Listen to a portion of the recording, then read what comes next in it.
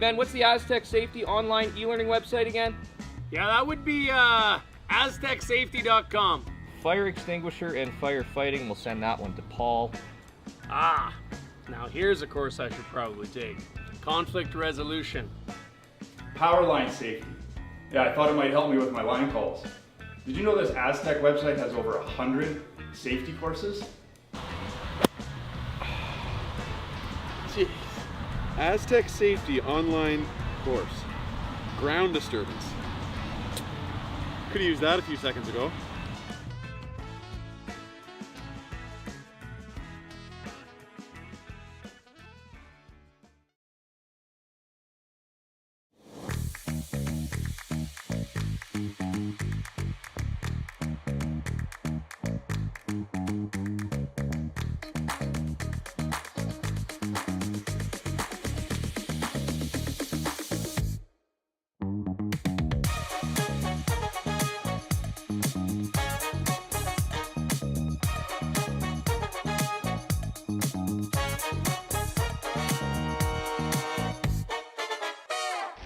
The 2025-2026 Grand Slam of Curling schedule is out, with big events happening all over Canada, like the Masters heading to London in September, the Tour Challenge from Nisku this October, the Canadian Open from Saskatoon in December, and the Players' Championship from Steinbeck coming in January. Early bird weekend and full event passes on sale now at gsoctickets.com. Let's rock! The rock faces around Lake Tahoe are legendary. But this fall, new ones will emerge in the Tahoe Basin. Pullman, Mowat, Gushu, and more. November 4th through 9th, the Grand Slam of Curling's first ever event in the U.S. is coming to Lake Tahoe, where the greatest rock stars on earth unite for 6 days of incredible curling, celebrity appearances, and après curl parties you won't want to miss. Get your tickets at thegrandslamofcurling.com. Let's rock! Imagine being able to stream every curling game from every sheet from any event, be it your Wednesday league game, bonspiel, or corporate event. Curling Stadium offers an all-inclusive streaming solution featuring high-quality cameras, ease of use, great reliability, and minimal installation. Offering your sponsors customizable ad space on your streamed curling games and being able to sell video packages to your corporate events for increased revenue. With Curling Stadium, you can stream to any device, be it your mobile phone, tablet, or computer. Push the feed to your desired platform, be it Facebook, YouTube, or any other social media. Curling Stadium is simply the way forward. Where it's commonplace in other sports to televise every game, we want to do the same. Curling is a global sport, and it's time it gets the coverage it needs. Make your curling club the next Curling Stadium.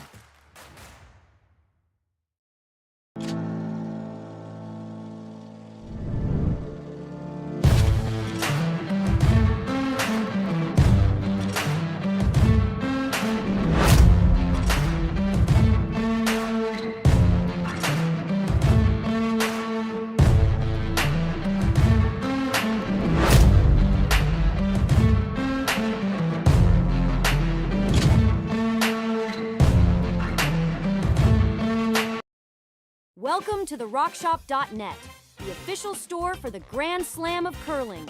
Whether you're looking for the best hats, stylish clothing, fun toys, or unique accessories, the Rock Shop has it all. Shop online anytime at therockshop.net for exclusive Grand Slam of Curling gear, or come see us in person at your next event. Therockshop.net, where fans find their favorite curling gear. For over 20 years, the Sandra Schmirler Foundation has granted more than $9 million to hospitals across Canada for life-saving equipment for premature and critically ill babies. In the past 4 years alone, $4 million has been granted thanks to the curling community's incredible generosity. The need continues year-round, and with your help, we can ensure every baby has the chance to grow up and become a champion, just like Sandra. Hey guys, what can I get started for you today? bananas away, regular? And I'll have the rip berry, but can I get vanilla oat milk and I'll add spinach and ginger? And can I substitute the raspberries for strawberries? Also add the chia and hemp seed, and definitely have the power booster and the collagen booster. And can I get that blended twice? Wow. For Alicia, custom chaos? One of a kind. You're one of a kind. Booster juice, freshly made, your way.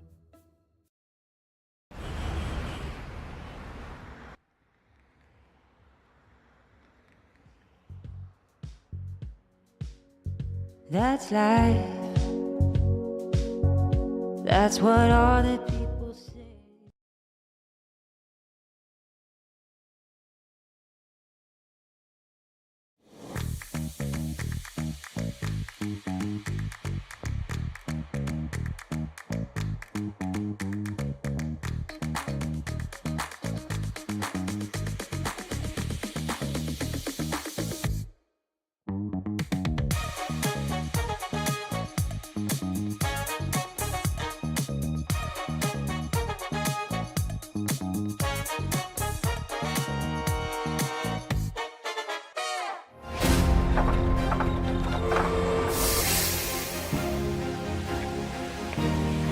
I have an idea.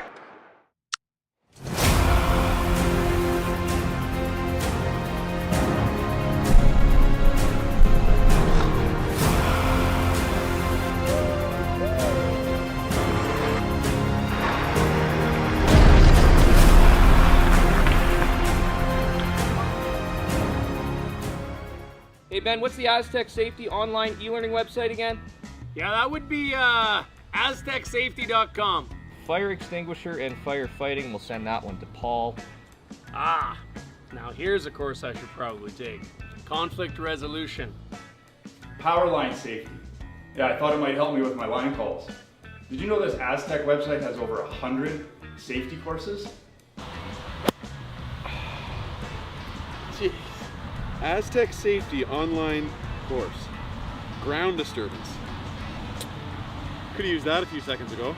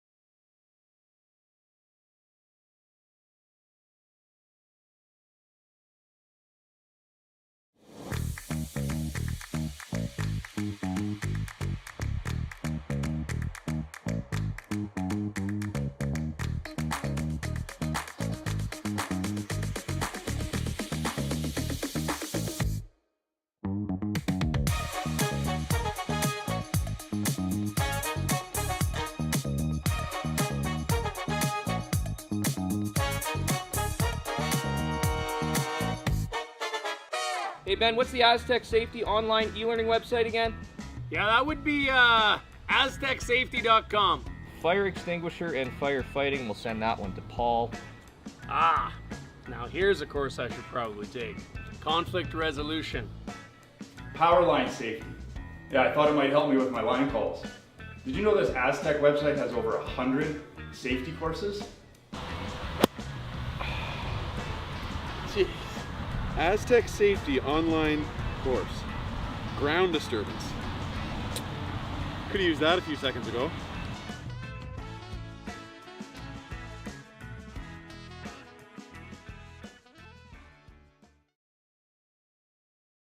The rock faces around Lake Tahoe are legendary. But this fall, new ones will emerge in the Tahoe Basin. Helmet, Moet, Gushu, and more. November 4th through 9th, the Grand Slam of Curling's first ever event in the U.S. is coming to Lake Tahoe, where the greatest rock stars on earth unite for 6 days of incredible curling, celebrity appearances, and après curl parties you won't want to miss. Get your tickets at thegrandslamofcurling.com. Let's rock! Imagine being able to stream every curling game from every sheet from any event, be it your Wednesday league game, bonspiel, or corporate event. Curling Stadium offers an all-inclusive streaming solution featuring high-quality cameras, ease of use, great reliability, and minimal installation. Offering your sponsors customizable ad space on your streamed curling games and being able to sell video packages to your corporate events for increased revenue. With Curling Stadium, you can stream to any device, be it your mobile phone, tablet, or computer. Push the feed to your desired platform, be it Facebook, YouTube, or any other social media. Curling Stadium is simply the way forward. Where it's commonplace in other sports to televise every game, we want to do the same. Curling is a global sport, and it's time it gets the coverage it needs. Make your curling club the next Curling Stadium. Welcome to the RockShop.net, the official store for the Grand Slam of Curling. Whether you're looking for the best hats, stylish clothing, fun toys, or unique accessories, the Rock Shop has it all. Shop online anytime at therockshop.net for exclusive Grand Slam of Curling gear, or come see us in person at your next event. Therockshop.net, where fans find their favorite curling gear. Hey guys, what can I get started for you today? Bananas away, regular? And I'll have the rip berry, but can I get vanilla oat milk and I'll add spinach and ginger? And can I substitute the raspberries for strawberries? Also add the chia and hemp seed, and definitely have the power booster and the collagen booster. And can I get that blended twice? Wow. For Alicia, Custom Chaos? One of a kind. You're one of a kind. Blister juice, freshly made, your way.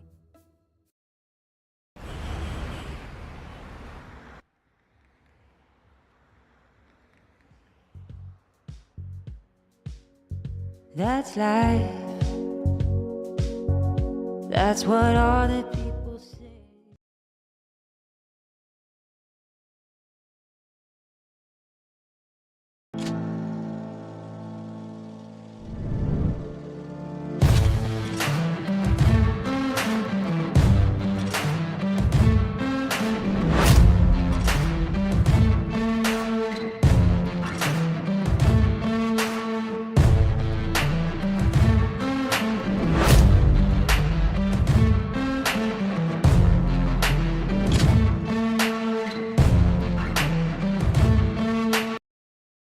For over 20 years, the Sandra Schmirler Foundation has granted more than $9 million to hospitals across Canada for life-saving equipment for premature and critically ill babies.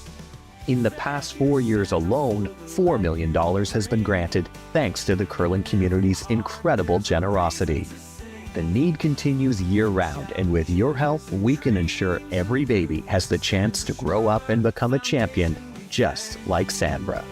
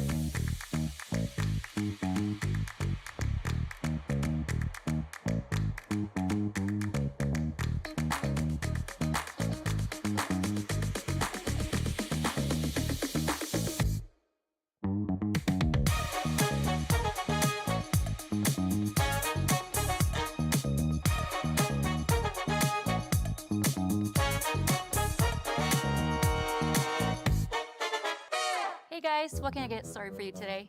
Bananas away, regular? And I'll have the rip berry, but can I get vanilla oat milk and I'll add spinach and ginger? And can I substitute the raspberries for strawberries? Also add the chia and hemp seed, and definitely have the power booster and the collagen booster. And can I get that blended twice? Wow. For Alicia, custom chaos? One of a kind. You're one of a kind. Blister juice, freshly made, your way. Yeah. And a very pleasant good evening, and welcome to the Saville Community Sports Center in Edmonton, Alberta. It's the Saville Grand Prix. You're watching Curling Stadium, part of the Stadium Sports Network. My name is Dave Schmel. I'm joined by Jim Nix. Connor Sims is on the production, and we have our matchup tonight between Kate Cameron and Gracelyn Richards. And Jimmer, happy to have you with me this weekend. Thanks, Dave. Always pleased to be here. An interesting game here, Dave. It seems like most of these events, particularly in Western Canada, you have this situation quite frequently. We have a fairly young team that is either currently or just finished at schooling at University of Alberta, and a more veteran team who have been around for a little while, taking them on. You see a whole lot of those situations. We had that earlier today in our game, and we have that again today. And it is Kate Cameron with the hammer here on the first end. They'll be throwing the red rocks.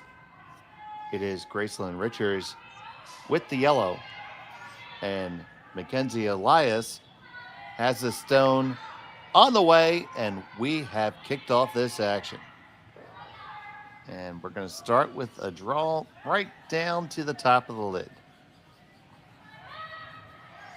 Yeah, it's interesting. We were commenting last weekend and again the game I did earlier today, where we don't see this strategy quite as much in the game these days, even on the ladies' side, where they'll throw one in, they'll go ahead and hit probably for most of this end, but haven't seen a lot of that lately. Most of the time they're throwing up the guard and they're getting at it early, so a little different.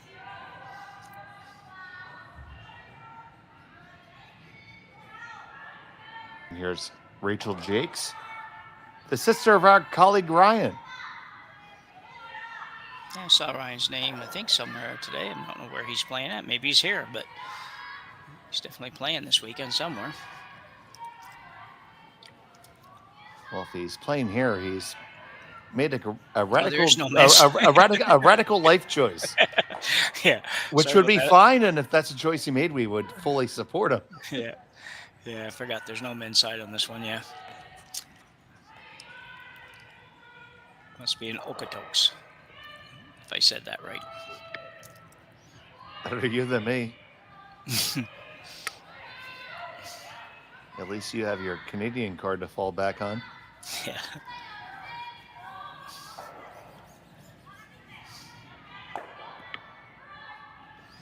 The True North strong and free with a tremendous number of very interesting names of towns. Yeah.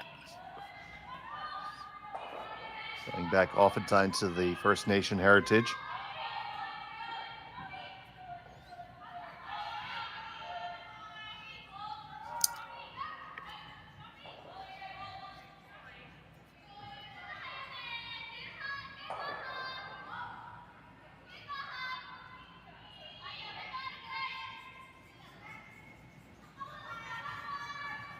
So here's our first look at Taylor McDonald.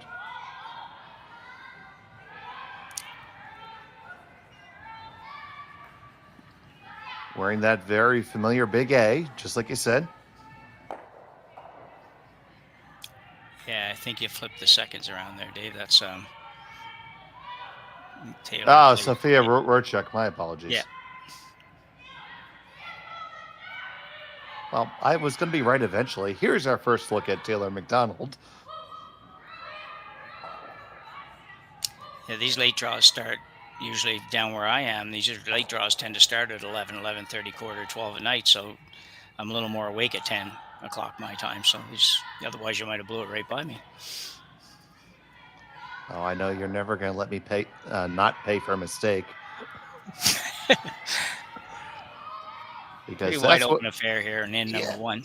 Yeah, absolutely. So you look at the Richards team, they're 0-1 right now, so they really need this game. They lost to Sturmey in their first game. The Cameron squad is 1-0. Both these teams coming off not a great weekend last weekend here also at Saville. Richards, I believe she did qualify, but she was only 2-2 in the round robin, and Kate was 1-3 in the round robin. So looking to be a little better this weekend, both of them, I would think. Yeah, a little bit of tough sledding for Team Cameron for sure. Saw bits and pieces of some of their games. Yeah, pretty solid team that they have there this year. So it's I'd expect them to be. Yeah, it's early. Yeah. And they're out of St. Adolphe or something in Manitoba. I don't know where that is, but I don't remember seeing that name before. So. Yeah, I'd just go with Adolphe for that. I don't know if you have to pronounce the E, but yeah, okay. Maybe Manitoban can help us out with that. Throw that in the chat. I'll text my resident Manitoban.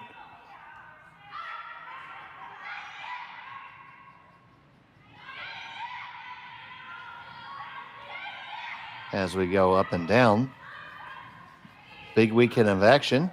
We have 8 sheets going right now across the 10 sheets that is the Saville Community Sports Center. We will be giving you updates on all the different games, and you can catch all those feeds right there on the Curling Zone YouTube channel. Please feel free to interact with us in the chat. Now, you do have to subscribe to be a part of the chat. We'd love to have you there. And if you subscribe, you can stay up to date on all of your teams and catch us all season long. We are looking very, very forward to providing you all the action. So they're going to hang on. So I'm being told that St. Adolphe is just south of Winnipeg. Okay.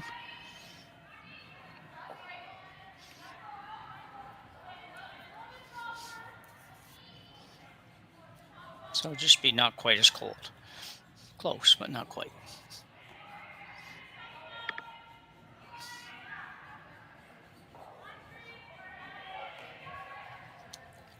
This takeout's a little bit further outside. A little surprised you're taking this turn, Jim. Yeah, not too many teams do this. You know, the one player and one competitive player that skip level that does play a lot more inside out than anybody else really was Jennifer Jones. She played the game inside out more so than almost anybody else, but a little bit of a surprise, I agree. Easier to hang around. Both teams padding their statistics a little bit here in the first end. Their percentages. Pretty simple game so far.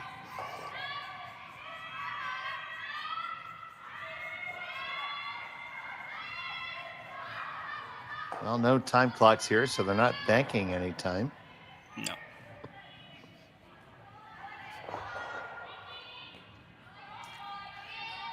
Good throw. And Team Richards is from Edmonton, of course.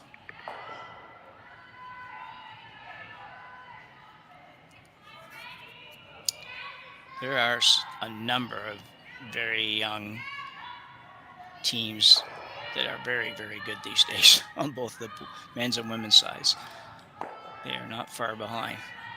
You know what? And that's something that we talked about a lot towards the end of the season, especially seeing teams like Team Kleider and Team Moybrook really making their presence known, at least on the men's side, and of course teams on the women's side as well.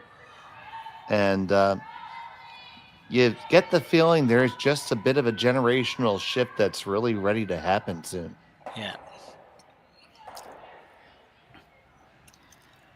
So the question is, who is going to be the next ones? Yeah, I think there's probably, we'd have to have a list or something in front of us, but you're right. I think there's probably 3 or 4 on both sides that you would say are going to be very, very close. Moeybrook, obviously. on the men's side. Jordan McDonald on the men's side. Oh, at McDonald for sure. Yeah. So there's a number of them, even from down our way. The young McIsaac team is U25 this year, but they still have a couple of their guys that are eligible for juniors, so they're really solid. It's going to take them a little while playing in some of these events to get there, but they're not far off either. They are good enough to win our province right now, and we've got a couple pretty good teams down on the East Coast. So, yeah, there's a lot of good teams. You know what? It's good for the sport, and I'm sure the folks that they're going to supplant feel a little bit of a way, but they should feel that the game's in good hands with these new teams. Yeah.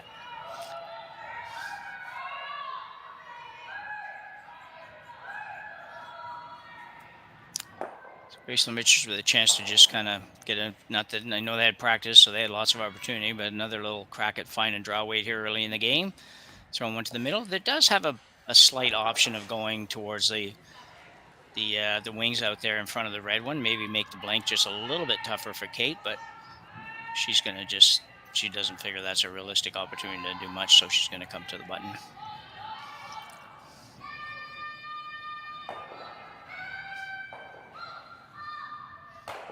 Does make the blank. Got to roll 6 feet to get it out, so. And, they're never really a sure thing, especially early in the season. No. So, Richards. Rochuk and Jakes on the broom. Yeah, going pretty hard on this, actually.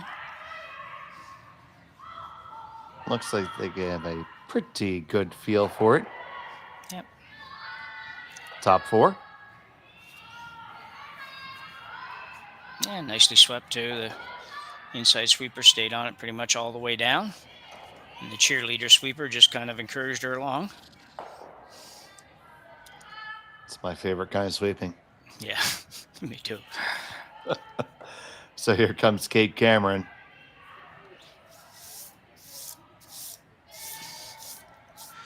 Looking for the blank here. Yeah, and Kate can throw the high hard one pretty good too, so she'll throw a little extra oomph on this, so that she rolls out. It's a big shot. It seems like such a simple shot, but you play basically the whole end to be in this position, so you don't want to do anything like stay on this last shot for sure. So she spent obviously a very long time as a third before skipping a team herself. Final stone of the first. They picked this one up right out of her hand, trying to get the blank. Get the hit, not gonna get the blank. It'll be a single point for Kate Cameron. Richards will have the hammer in 2 when we come back. Hey Ben, what's the Aztec Safety online e-learning website again? Yeah, that would be aztecsafety.com. Fire extinguisher and firefighting, we'll send that one to Paul. Now here's a course I should probably take. Conflict resolution. Power line safety. Yeah, I thought it might help me with my line calls. Did you know this Aztec website has over 100 safety courses? Jeez. Aztec Safety online course. Ground disturbance. Could have used that a few seconds ago.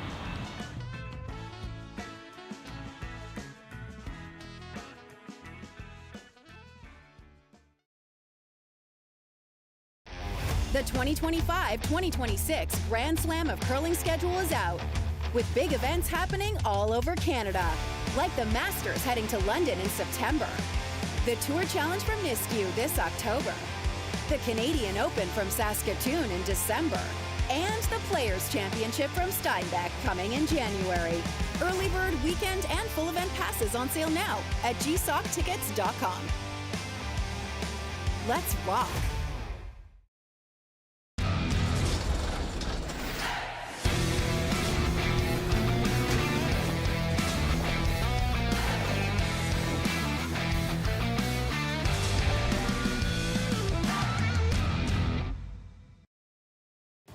Curling rocks. And this November, the best in the world are coming to Tahoe.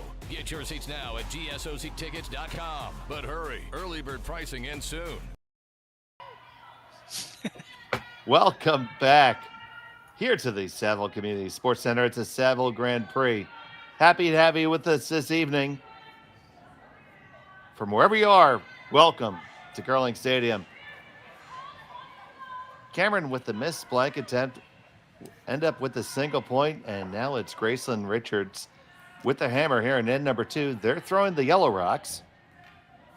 I'm Dave Schmel. He's Jim Nix. Connor Sims is on the 1s and 2s, and thank you for being with us. Yeah, Dave, we talked a little bit at the break there about that last shot for Kate Cameron, and like we said before we went to break it, play the whole end for the blank there, and then just come up and nose hit that, or more or less nose hit it. It's definitely a miss. Definitely not something you're going to get a lot of points in the old percentage scoring system, and more importantly, just a real missed opportunity to kind of retain hammer going to end number 2 here. It's on a very simple shot for what should have been a simple shot for her. So, but she is ahead. That means the other team has to get 2 to beat you. So. And back in 1917, that might have been the final score. Might have. I played some 2-1 games. Never played a 1-0. So I played some 2-1 games in my younger days for sure. And it was not 1917, but it was in the late 60s or early 70s or something like that. Probably early 70s, I guess.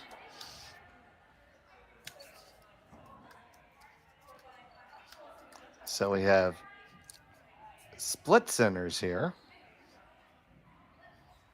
Yeah, interesting position for those Red Rocks for this is not a setup that we see very often anymore, especially now that the no tick rule has become in. People like to live and die by that center line. Yeah. So it'll be interesting. This is going to be a little bit of, for lack of a better word, throwback end.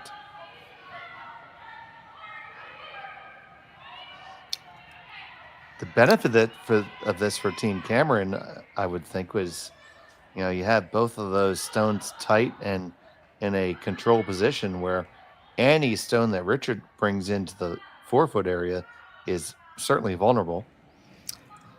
Yeah, for sure. I'd say, we don't hear that term as much anymore, but the control zone is exactly where those red ones are, and they call it that for a reason, and they certainly are in that region. So she has the control zone controlled, for that matter, and with a great opportunity here of actually making a hit and roll, because Richard's team didn't really get that one around where they wanted to be.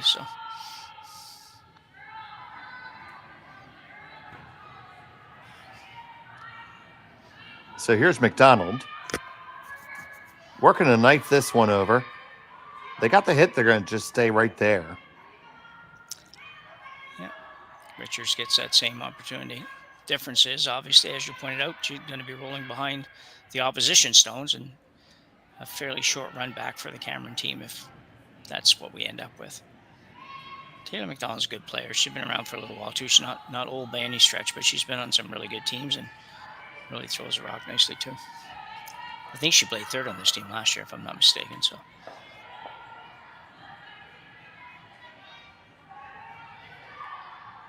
Brianne didn't join this team till March of last year, so the season pretty near over when she came on board.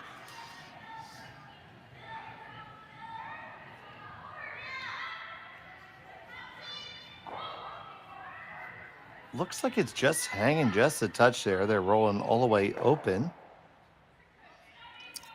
Yeah, not a terrible roll by any means via Richards with hammer. Get it out there where Kate has to do something with it. Yeah, second game today I've seen here on this sheet 3. And just seems to be maybe just a hair straighter coming home that way. Yeah. But that's such a huge part of the game. I mean, ice makers, and I'm part of a volunteer ice crew myself, and we do everything we can to make it as consistent as possible, but it's never going to be the same. It's part of the game. Yeah. and the ice conditions have been really great. They've been rewarding great deliveries and punishing poor ones. Yeah, really, really impressive ice service here. We've been here for 2 weeks in a row now, and both weeks it's been really amazing. And I agree, the ice seems just a touch straighter here. I don't know if not sure yet if it is or if they're just throwing it a little bit harder on some of those shots, but certainly doesn't have quite as much curl. But by quite as much, we're still talking about having 4 feet of ice at least on draws. So it's by no means straight. Now this one is way inside, just as we said that. And it's going to fly on out through the back. Yeah. Yeah, it can only go straight if you get it out there to where it's supposed to be. She had to be a little bit tight on that, I think so. Good opportunity for Kate now. Kind of maybe make up a little bit of that loss of only getting one the last end. She's coming around here, but if she is, it's an indication of what you just referred to, Dave, where that's not a lot of ice compared to what we've been seeing for draws to that area. Normally they're out in the middle of the 12-foot for the shot, assuming she's not bumping. I don't think she's bumping, but she might be. Chief ice maker at the Saville Community Sports Center. New this year is Cody Hall, coming over from BC. Oh, okay. This one looks a little warm.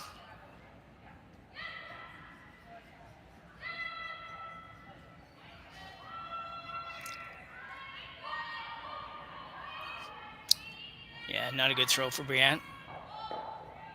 There's a good opportunity there.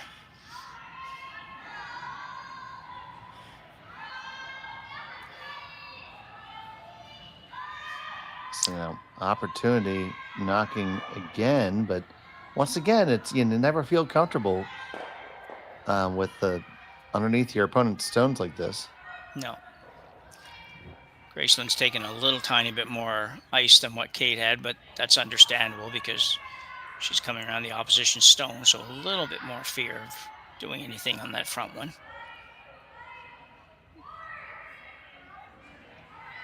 This one does need to come around, and it also needs some gas. Yeah, I think the line's going to be pretty good if she can get far enough. Squeeze past the guard just by a whisker and come all the way down to the top 8. Well-manned shot, but here you see that short run. Yeah, for sure. It really was at 2.5, 3 feet, so it shouldn't be much of a problem making contact, but we did get to see the way the ice will curl, though, if you get the right combination of ice and weight there. So,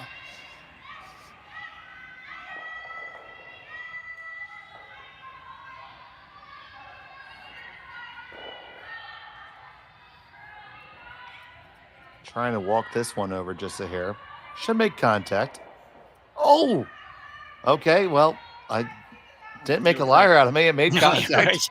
Yeah. Yeah. Yeah. Yeah, we'll just have another look at that. I would have thought that she would have too much trouble with this. Looks a little bit like she just maybe set it out a hair on the release there because she was on the center line or close and released it out to the broom, which ended up resulting in it running a little straighter and, as Dave said, making contact, just not a whole lot of it. This end certainly bouncing back and forth as far as potential advantage for these teams.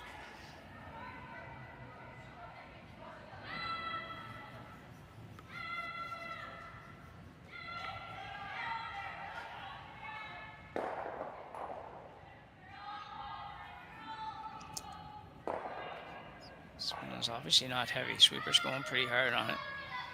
Trying to get it to move a little bit too. We'll see if they can walk it over.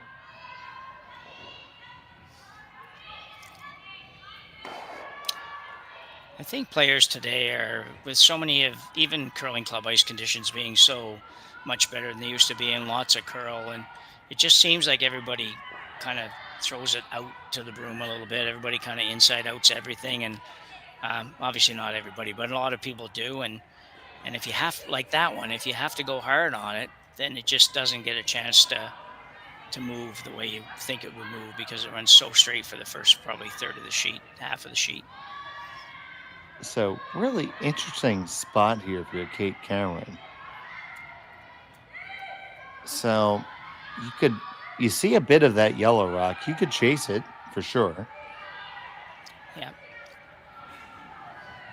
Is there ever a world where you get, I don't know, maybe a little aggressive? Because there's not really a yellow stone that goes square into the 4-foot. Maybe a draw or raise of some sort. I mean, Yeah, I'm not exactly sure what she's playing either, Dave. I don't see the I run think back I think she's throwing a missile to pick it. to pick the yellow. Wow. Okay. I would think something like I would just probably play some kind of bumper weight on that red, and like not bumper board weight, but just tap it up a little bit. Maybe tap it, angle it into the 4-foot somewhere there. I know you don't have hammer, but it would open up the yellow one at the back. And this is, if she's trying what you're suggesting, that's really hard. And if she's playing the run back on the red, that's really hard as well. So, Well, I definitely think it's a play on the yellow of some sort, just asking for hair more ice. We'll see.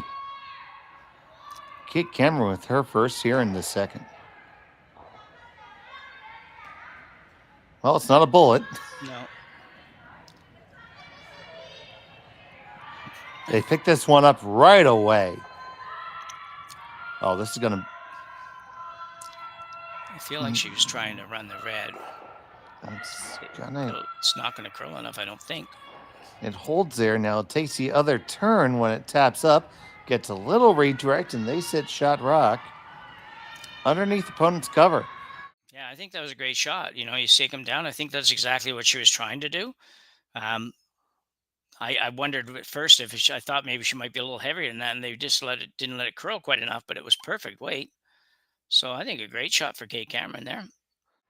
You see, and that's the thing about curling stones. When you raise a stone, the stone you raise takes the opposite handle.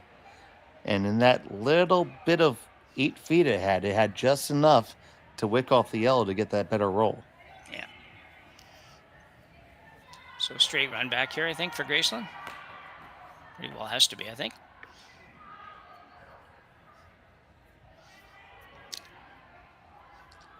Anything less would be uncivilized. Yeah, it's kind of like it's a great shot by Kate, but Richards has a chance to really put her under the gun here by making this one. And then we throw another good rock back, and we possibly have a blank end. Yeah. This one is really over close. curling just a touch, but not bad at all. Very nice. So, gonna take another look at Jim. Yeah, with a little bit of just firm weight here, and obviously if you can throw the up weight a little bit, at least you can hold it there dead straight. Sweepers held it there perfect. I thought it might curl a little too much on them right here, but they had it figured out pretty good, and just a beautiful shot by Caitlin Richards. So, foreshadowing coming true here. We're going to now run the red in for the double.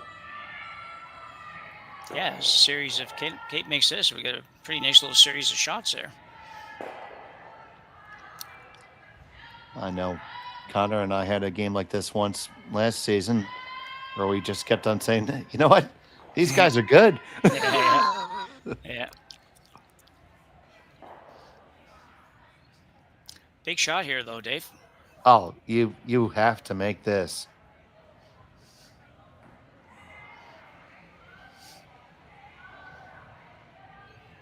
Kate throwing the weight that we thought she'd throw that first in. Cameron with her last of the second. Not laying a broom to it. Looks pretty close. On the one. Push the double through. And get the roll under cover. Beautiful shot, Kate Cameron. Yeah, it was impressive. Another look at it here. Really, obviously, right on line the whole way. Sweepers really did nothing but just clean up a little tiny bit of dirt on the way down. Nothing there. Throws it, lands it. Perfect angle. Perfect weight. Roll behind the guard. Can't be any better than that. Are you surprised by this? No, as opposed to I don't think she'd ever run the red. She could run her yellow in there, but I think to run the yellow for a blank, I don't think it's that tough, really. Yeah. 7-8 feet. I don't know. I think I'm drawing here. Okay.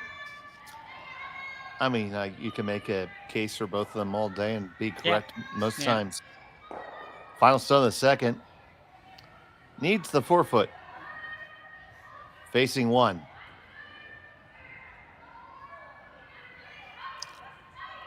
Rochuk and Jakes trying to make sure the weight is right. This looks really, really close to that high guard. Got to get past that top guy. Passed it by a sliver. Does it have the juice? It does. A well-thrown shot, well brushed, and we're all tied up after 2. Cameron will have the hammer when we return from Saville. You're watching Curling Stadium.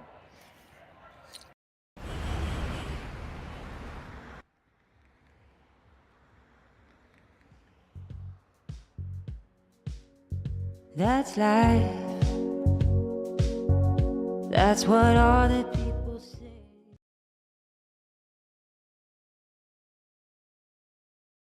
Hey guys, what can I get started for you today? Bananas away, regular? And I'll have the rip berry, but can I get vanilla oat milk and I'll add spinach and ginger? And can I substitute the raspberries for strawberries? Also add the chia and hemp seed, and definitely have the power booster and the collagen booster. And can I get that blended twice? Wow. For Alicia, custom chaos? One of a kind. You're one of a kind. Blister juice, freshly made, your way.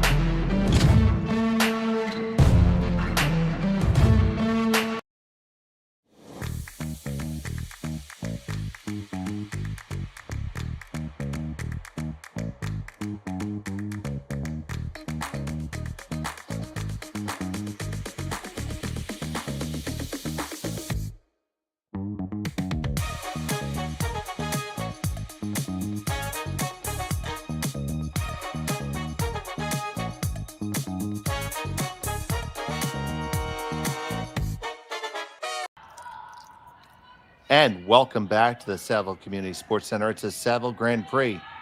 So happy to have you here. We're all tied up. Kate Cameron now has the hammer in the third end, throwing the Red Rocks. And Jim Nix, that was a very interesting end with a guard set up for Team Cameron without hammer, which frankly we don't see often anymore. No, not at all. You know, it was. I just thought it was a really great end. Like we had 4 or 5 shots in a row at the tail end of that end that were all game changers almost. Kate Cameron has to make an angle raised double takeout where she drops a 3-ender and she made it. Then Gracelyn has to draw the 4-foot. She makes it. It was just a really well played end and well managed the last half of that end for sure. So yeah, that was a good one. I really enjoyed that end.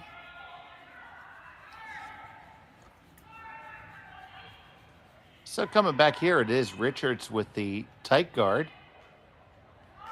Cameron's first stone slips into the rings. And we went from being potentially full of offense to a little bit more conservative. Yeah, that's those little errors that are big with this level of curling. You know, you're trying to throw a corner or something like that and you slide it into the rings. It just totally changes the complexion of the end and where it goes. So yeah, see what happens here. Still going to be a couple yellow ones around, and Kate Cameron with hammer now. She may opt to just leave those. Well, she doesn't have much of a choice right now, so going right around.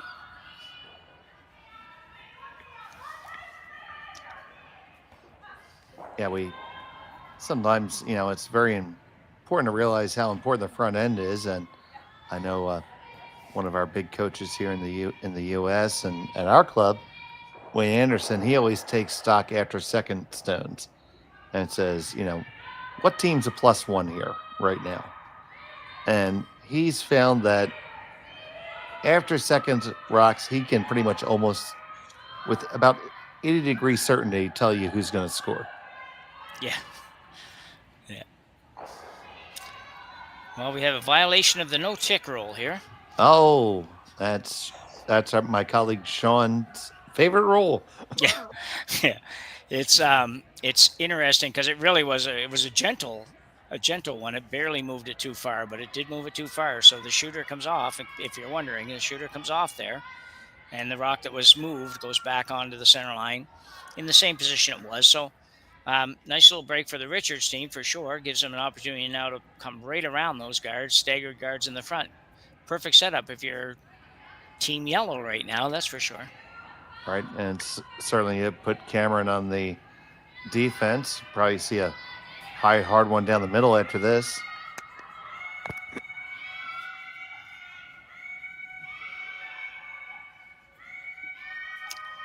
Yeah, I would think.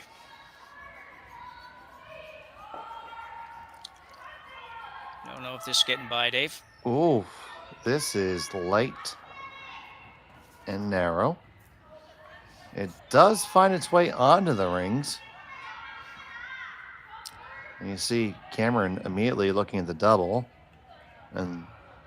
or possibly playing off the top one too. You might be able to get all three to go that way. But I think if you hit it this way, the top one stays, doesn't it, Jim? I think the top one stays too. It might stay. You might be able to bounce it over a little bit towards the corner, but she needs to move some of these around. So none of them are great for Kate Cameron team right now. Kate's team is looking not to have those rocks there. Pick this one up right away. Get the one, to get the two. You got your double takeout. No problem there. And roll to the corner. So a nice result for sure for the Cameron squad. Still with that tight center guard. Opportunity for Team Richards here. Taylor McDonald.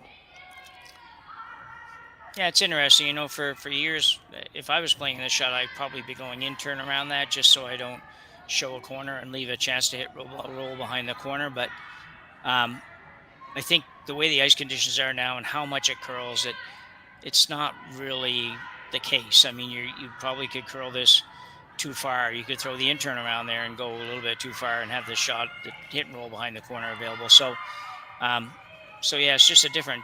The ice conditions are just so much different that you have to think about shots differently.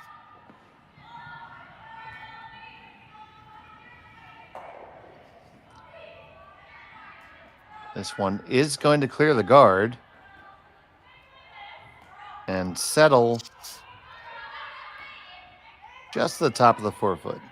And you talk about the ice conditions, and Cody Hall and his crew working hard here at the Saville Center, as do ice techs across the world. So with the new season upon us, Jim, on behalf of every ice maker in the world, buy a new gripper, please, and thank you. Yeah, grippers can be a problem when they start to break down, and if you're playing a fair bit, you pretty much got to buy a new gripper every year. And nice looking shot here. Well, the rule of thumb I was taught is for every night a week you curl, you should go through that many in a season.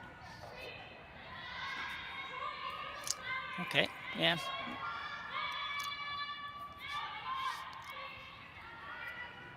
And if you refuse to do such a thing, do not ever complain about a pick. Yeah. Yeah. Yeah, they have some work to do here, too. They have 10 sheets here at the Saville Center, so it's, when you're making ice here, it's not, you don't get the luxury of just doing 3 or 4 sheets, and you're done.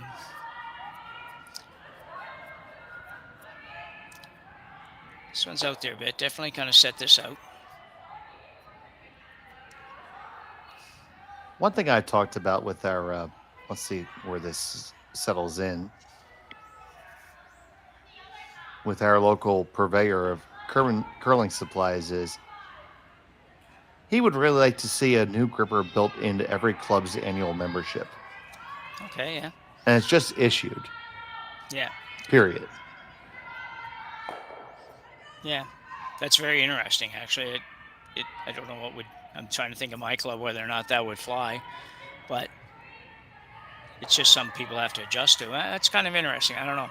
What's the downside? I mean, it's really tough to figure one out. Yeah. Yeah, I guess I would I would probably not 100% agree that everybody has to have a new gripper for every night they curl. If you're playing like in my position, skipping, I just don't think I'm going to wear out a gripper. Yeah, but at least once a year. Yeah, no, I would agree with that. Yeah. If you can set a bare minimum to where we're helping the ice crew out a little bit. Yeah, yeah. I don't think anybody would argue that you need less than one gripper a year. No. No. Brienne, slide to the back here. She's having a little trouble with the draw weight so far, but she's a little heavy the last stand and a little heavy this end. Yeah, that'd be interesting, Dave. I don't know. It's something. It's like one of those things that would be. As soon as you did it once you did it for a year, you'd probably be okay. Everybody would be like, well, okay, we're going to do this, so get used to it. And some of them would still yak about it, but it wouldn't matter because you're probably going to have to be.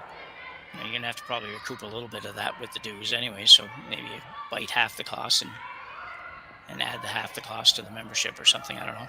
I mean, our curling supply purveyor has offered to provide them at cost if we did such a thing. Yeah, yeah. Nice shot there. Oh, that's a very nice shot. So we're going to need some cleanup here. You could make them go away and still lie two if you throw this really perfect. Yeah, absolutely, yeah. Just a little bit high side here and make the angle double takeout and both your rocks are around in the house. So Harris not laying a brush to this with good reason. Yeah, Brienne having a bit of a struggle here. She's got a lot of half shots in the last couple ends, so and a really good opportunity now for Gracelyn Richards to put the heat on Kate Cameron for sure. So you just throwing a straight guard here, Jim? I think so, yeah. I think guard, you know, top of the 12 is okay. Anywhere just short of the 12 is okay. Right in front of that one on the biting the top of the 4 foot, I think that'd be perfect. Be interesting to see what Kate played after that. I'd like Come to a little see. deep, she probably hits it, but if you stay out there a little bit, she's probably going to draw around.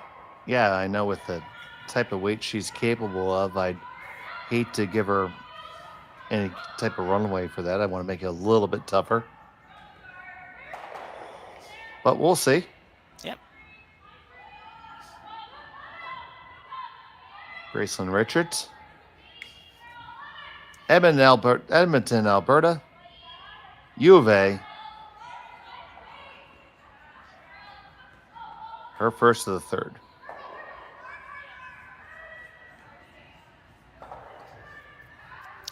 Saw Gracelyn make a perfect draw last stand to score a point, so she's probably going to be pretty close to exactly what she wants here. Saw her play a lot last year. Was very impressed with her as a skip. So. Well, this is certainly high. They need that last scrub. Okay. Not perfect. I think it's she would like got a little tiny bit more curl out of it, but I think Kate has to. I think she kind of has to ignore this coming around. She could go. She can play the hit on the intern, I suppose, and sit 2-3 or 1-3. Yeah, where that guard ended up, it leaves you tempted to do a lot of different things. Yeah, and the guard's out there quite a ways too. It doesn't really look like it on the long view, but when you look at the overhead, it's out there quite a ways. So you can certainly get enough of this rock to stay. And if you don't do anything else, and Gracelyn goes down, just hits and stays, and you've got a much easier shot for one. This one gives you a bit of an opportunity to maybe think about a 3-hander. Come around is a great shot. Come around top of the button, fully bury would be a great shot, except for the fact that it would be gettable with a little tap. And if you ever don't make it, then you are in a big pickle. So.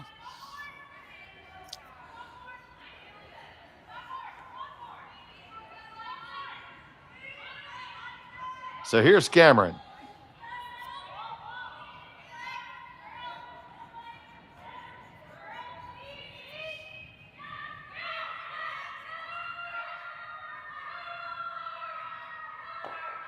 Oh, just gets around the guard, makes a hit, redirects off the back, lies shot stone.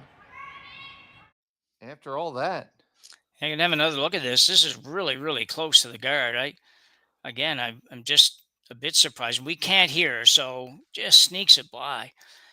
We can't hear, so we're not quite sure if there's some panic in the sweep calls or not there. But there would be if I was calling it. I'm thinking like, so you don't need to be quite that close. oh, I was panicked sitting here. Yeah. Yeah. So this is, as you so eloquently put it, gettable. Yeah. But how do you eject it? And how do you eject it and make it tough? Well, I think you try to hit half to 2/3 of this rock, and you're just going to sit wide open on the left-hand side. I don't think you have a lot of other choice. It's too risky to do much else, and you're not going to really get much more than that out of it anyway. So I think you hit half a rock. Go ahead. No, go. I was going to say, imagine if I had to steal a point to save my life right now. Yeah. I would draw out turn to the back four, maybe. Absolutely, yeah. And again, same thing we just talked about. She just made that shot the last end. So that would definitely be a possibility and an option. But way too early to play something that uber aggressive. Well, I think so. I think you do run a bit of a risk of a deuce if you play that. And, everything's a risk if you miss. But if she makes it, she's not going to give up anything more than one. So on this really hard, though. Yeah, they picked this up right out of her hand. It is tight to the guard. Can they hold it past? Can they hold it past? Will they hold it past? No, they won't. That's going to be a free draw for 2 for Kate Cameron. Yeah, and she'll be having a little look here to see if there's a way to get 3 here. It doesn't look like there is, I guess. I thought I didn't have a real great look at the back yellows to see whether or not you could hit. Connor's going to give us the overhead. Yeah, it would be. You'd have to be too close to your red, I think. That'd be downright scary. Yeah. But hold on, is she considering it? I saw that broom. Yeah. Well, to me, you look at it and you say, well, like the overhead makes it look really, really difficult. So that's, I think, what they're not playing. The long view that we're looking at here, where we just see Brianne in the house, is it does look like you could come by your red one by an inch or inch and a half or so and hit the other one pretty full, bounce over and maybe score 3, but not worth it. If you ever ticked your own on the way by, you'd be giving up 2. So. Well, this doesn't look like draw eyes, Jim, unless she's coming all the way around the open side, but we'll find out shortly. Yeah, it's got to be a draw, I think, Dave. It's just drawn to the 4 foot on the opposite side of where Brianne is. Okay, there you go. Yeah. Final stone of the 3rd. 1 in her pocket, just needs the full 8 foot.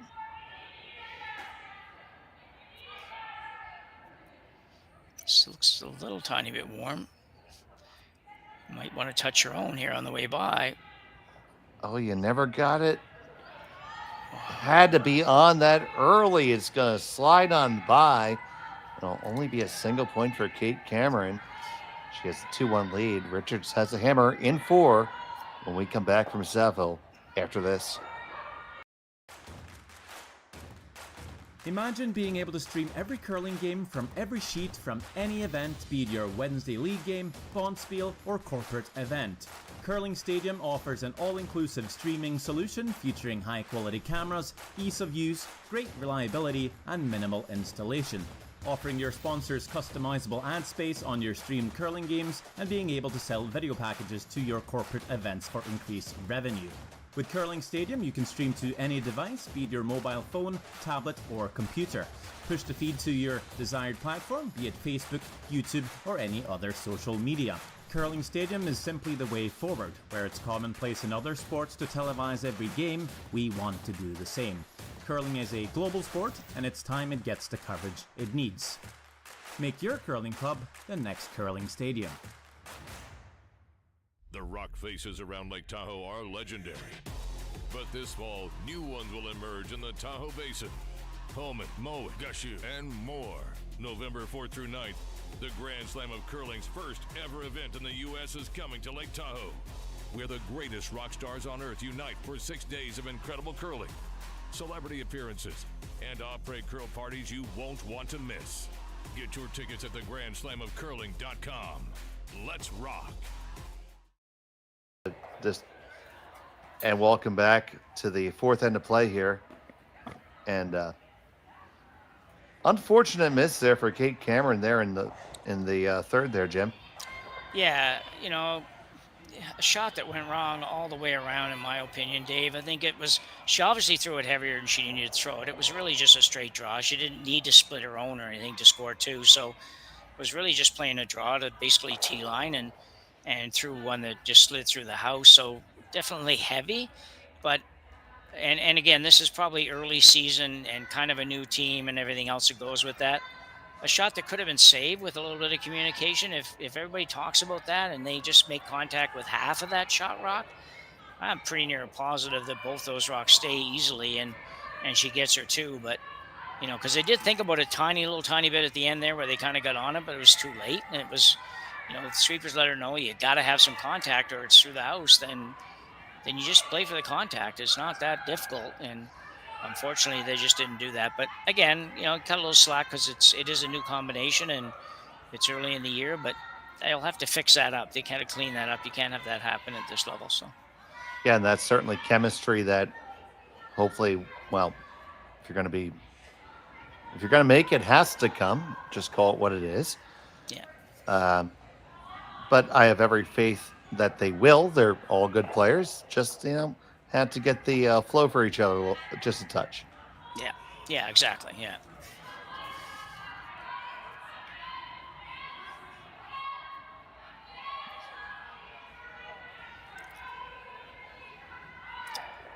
Yeah, and even for Brienne, she has been more of a front end player than a in-the-house player in the last couple of years. I know back in the day she was a skip and all that, but was playing basically front end for the last couple of years. And you're involved, but you're not the person in the house that's translating that information. So, it just takes a little while to figure it out. So we sound critical because it was a bad mistake, but at the same time, it's there might be reasons for that, and they'll get it sorted out.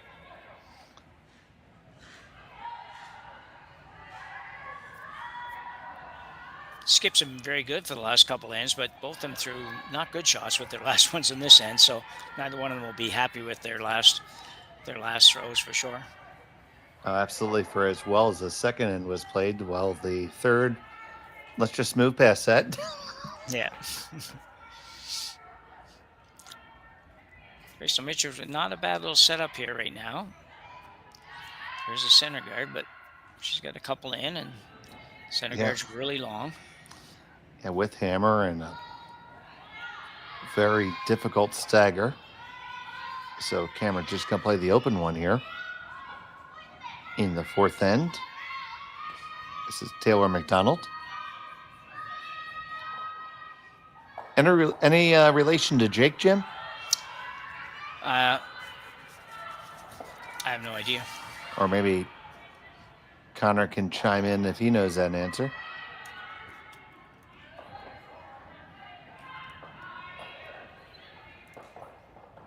Yeah. He's not talking to us. He's just mad at us. We didn't agree on the last shot. Oh, here we go. Wait, we have. Sorry, Jason McDonald, the other.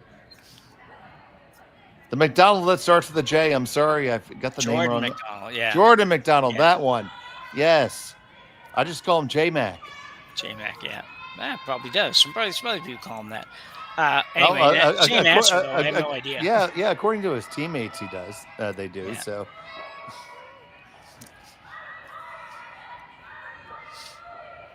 I know if my name was that, I wouldn't mind being called J-Mac. Sounds kind of cool. Yeah. I mean, you're talking to a guy whose last name is Schmel, and well, that's not always been fun through life. Kids are mean. Yeah.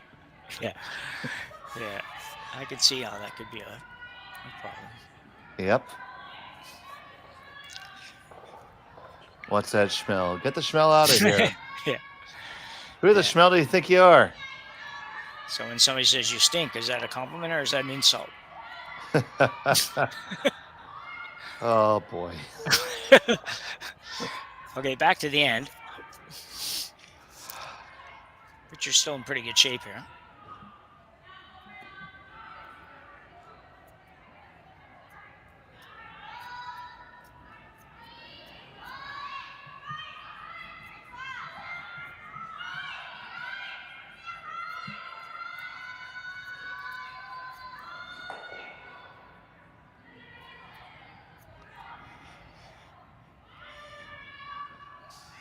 We're going to get this hit and roll open and out. Ooh, didn't want to do that. No, want to stay there for sure.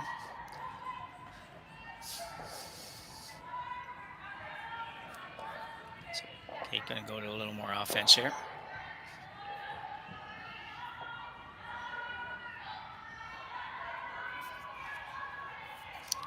And trying to find the draw weight here. She's been close. She's just been a few feet off. Yeah, she's had the mailing address for draw weight, just not quite the exact postal code yet. Yeah.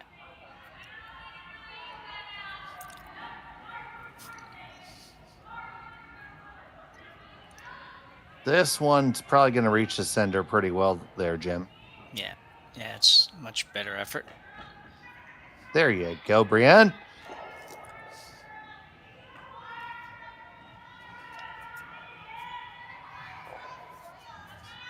Just a whisker wide, but weight-wise, pretty good. Yeah, just releases overall here tonight are just not 100% on. There's a lot of rocks that they're just being popped out a little bit and not reacting the way they want, and then some of the other ones that are just kind of coming across on them and having a hard time getting by guards. But again, everybody will figure that out. It's just they haven't had a lot of time to practice. Even here in the Saville Center, they're not quite open all year, but they're open long, but they're not quite open all year. So this one is way out.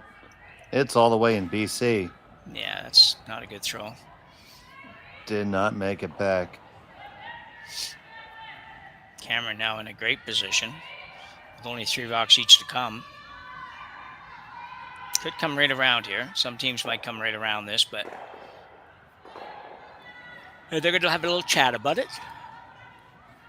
And we have our first mound visit.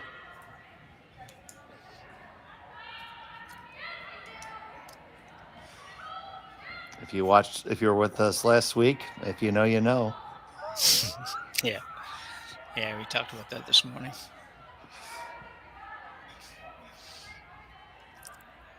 So she kind of likes corner hooking that one in the 12-foot. Yeah. That's certainly not the worst. I mean, for myself, I don't mind coming around the other turn and coming in. And I think with the way the ice is finishing, if you throw a really good rock, they're going to bring the whole team down now. You could be basically on the center line, frozen to your own. Not a good angle to run the yellow in. Now, are you thinking about, when you say that, are you thinking about coming around in turn? Yes, I am. Oh, are you? Okay, yeah.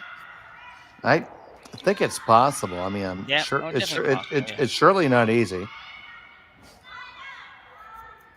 I think the outturn just carries a hair more of a downside if you were ever to miss it. Yeah. It's a little more. Yeah, so you get a little more out of it on this side if you're depending what you're going to play. You got to figure out the shot first. If they're going to play a straight guard, then I think obviously it's going to be outturn. And timeout's been called. So coach this year for this team is Derek Samagalski. Pretty familiar name. He's coaching the team Cameron this year. I didn't know if he was going to be here or not, but I could think of worse people to have as a coach. Yeah, certainly has a huge amount of experience. No question about it. Of course, I say that completely tongue-in-cheek. Yeah. Yeah, a lot of these teams, you'll see who they they do go for coaches that they're more interested than I feel anyway, more interested in the proper strategy at the proper times than they are, technical teaching ability, if you will put it that way. So. Well, I think the game has evolved to the point where most of these players are fundamentally sound. Yeah. In terms of like the blocking and tackling, their deliveries, they can almost figure that out themselves or amongst themselves. Yeah. But it's really the deeper layers of strategy and bringing in some of that experience. Exactly. Derek's seeing a lot of stones. And and another guy's been all over the sheet, played all the positions, and oh yeah, absolutely. He filled in what was that, second last year for one of the teams, and man, I'm like this is who you're bringing off the bench. I love it. Sign me up. So it looks like we're playing that sort of corner on the top yellow. Probably went a little too far, and to be honest, I think that she can come around on the out turn and still get to that. Yeah. Yeah. She may not be able to remove it. She thinks she might be able to, but got to be a little careful. You definitely don't want to slide by on this one. No, I agree, and this is that exact same path that we think might be just a skosh straighter. Yeah. She's definitely going with enough weight to move that right out of the rings, Dave. She only got, a foot and a half of ice or less.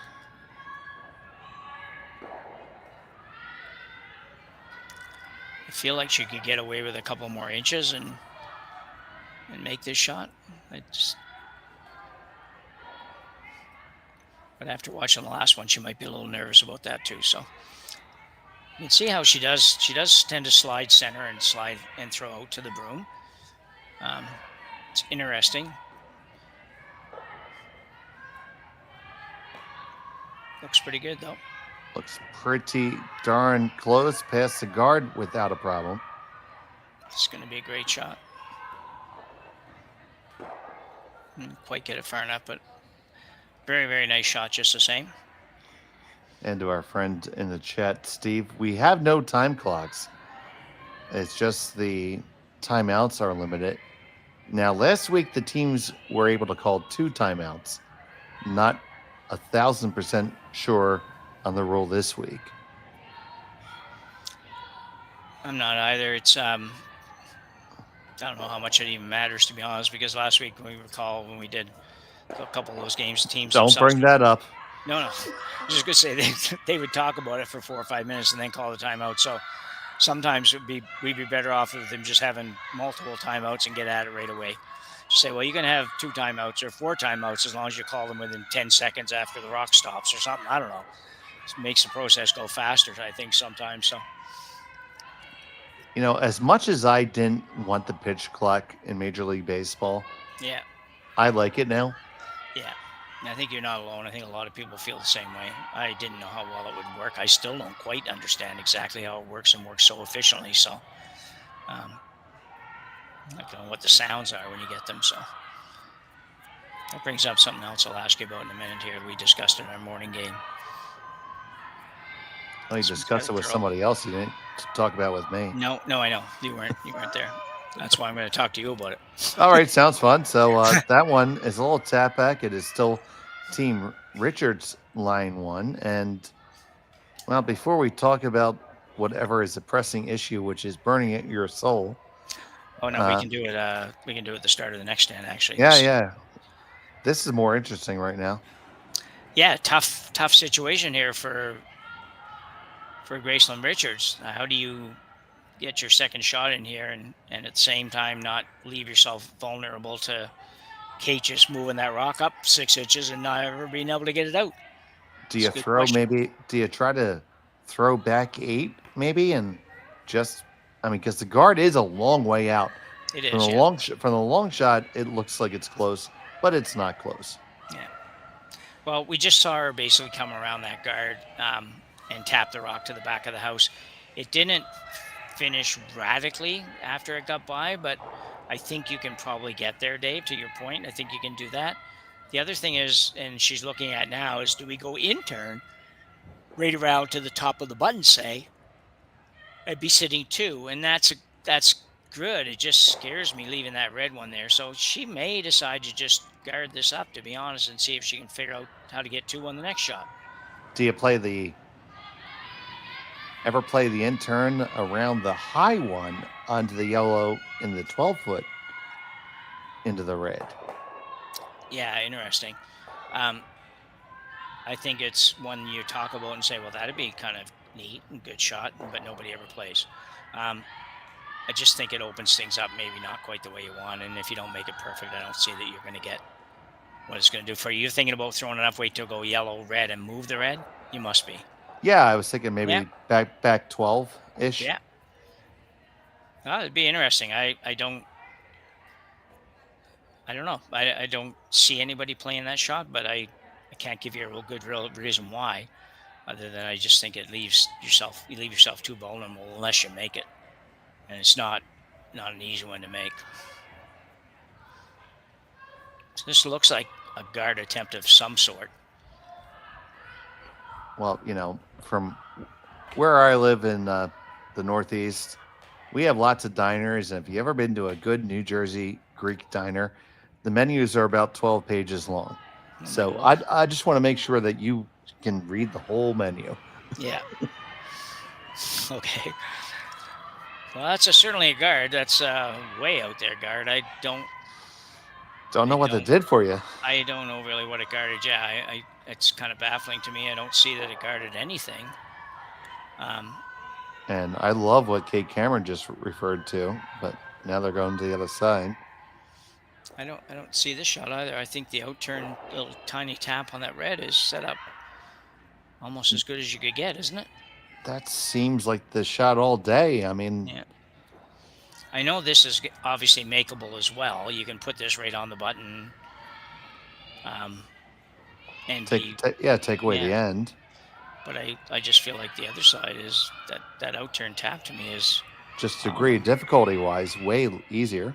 Yeah, I think you've got lots of wiggle room with that shot for sure. So, no, this shot too. As long as you're not heavy on this shot, you're going to make it nearly impossible for Gracelyn to get her too. So, well, just don't be heavy. Absolutely. Kate's going to make a liar out of both of us and just weld this on there. Yep, she just might.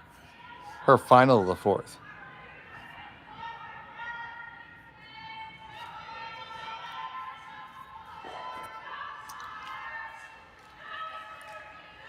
McDonald and Elias.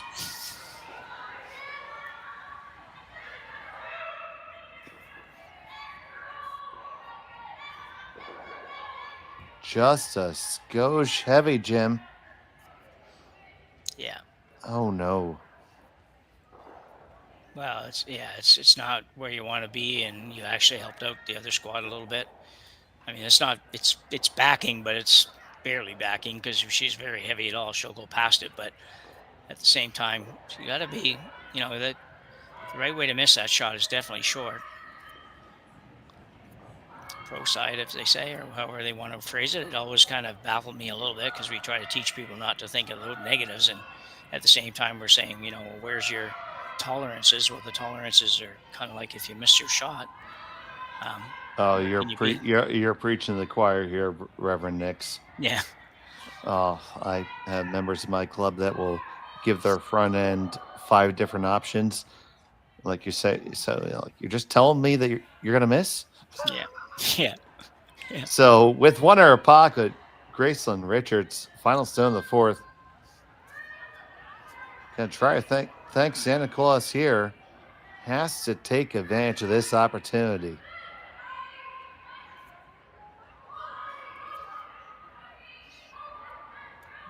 Looks to be plenty of room past the guard. Walking over nicely.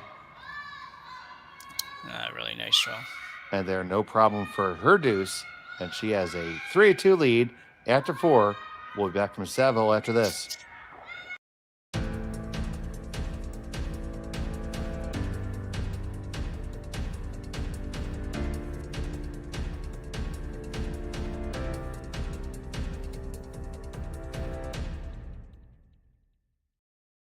For over 20 years, the Sandra Schmirler Foundation has granted more than $9 million to hospitals across Canada for life-saving equipment for premature and critically ill babies.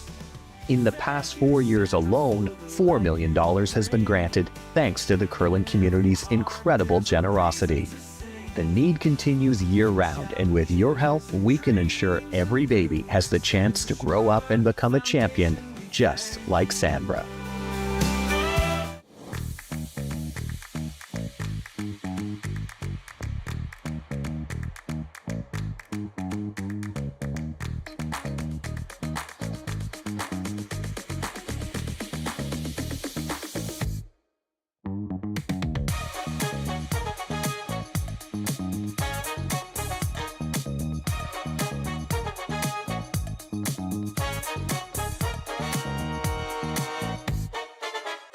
Welcome to the RockShop.net, the official store for the Grand Slam of curling. Whether you're looking for the best hats, stylish clothing, fun toys, or unique accessories, the Rock Shop has it all. Shop online anytime at the RockShop.net for exclusive Grand Slam of curling gear, or come see us in person at your next event. The RockShop.net, where fans find their favorite curling gear. Live curling rocks. And this November, the best in the world are coming to Tahoe. Get your seats now at gsoctickets.com. But hurry, early bird pricing ends soon. Fourth end break. It is Richards with the 3-2 lead over camera. Jim Nix, you got scores from across the barn. Yeah, we do. All these scores are basically in or after 4 ends. So we've got Plett leading Halfley tied with Halfley 2-2. We've got Selena Sturmey up 5-0 on Steele. Hilker's up 3-2 on Wang. Reese Hansen is up 4-2 on McNamee. Park is ahead of Kitazawa 4-0. Skurlink and Miura, might not be saying that one right, 1-1. And Theveno's up on Hansen 4-2. That's all of them across the board. As you all caught up, and we'll be back with you for the second half from Saville after this break. Imagine being able to stream every curling game from every sheet from any event, be it your Wednesday league game, bonspiel, or corporate event. Curling Stadium offers an all-inclusive streaming solution featuring high-quality cameras, ease of use, great reliability, and minimal installation. Offering your sponsors customizable ad space on your streamed curling games and being able to sell video packages to your corporate events for increased revenue. With Curling Stadium, you can stream to any device, be it your mobile phone, tablet, or computer. Push the feed to your desired platform, be it Facebook, YouTube, or any other social media.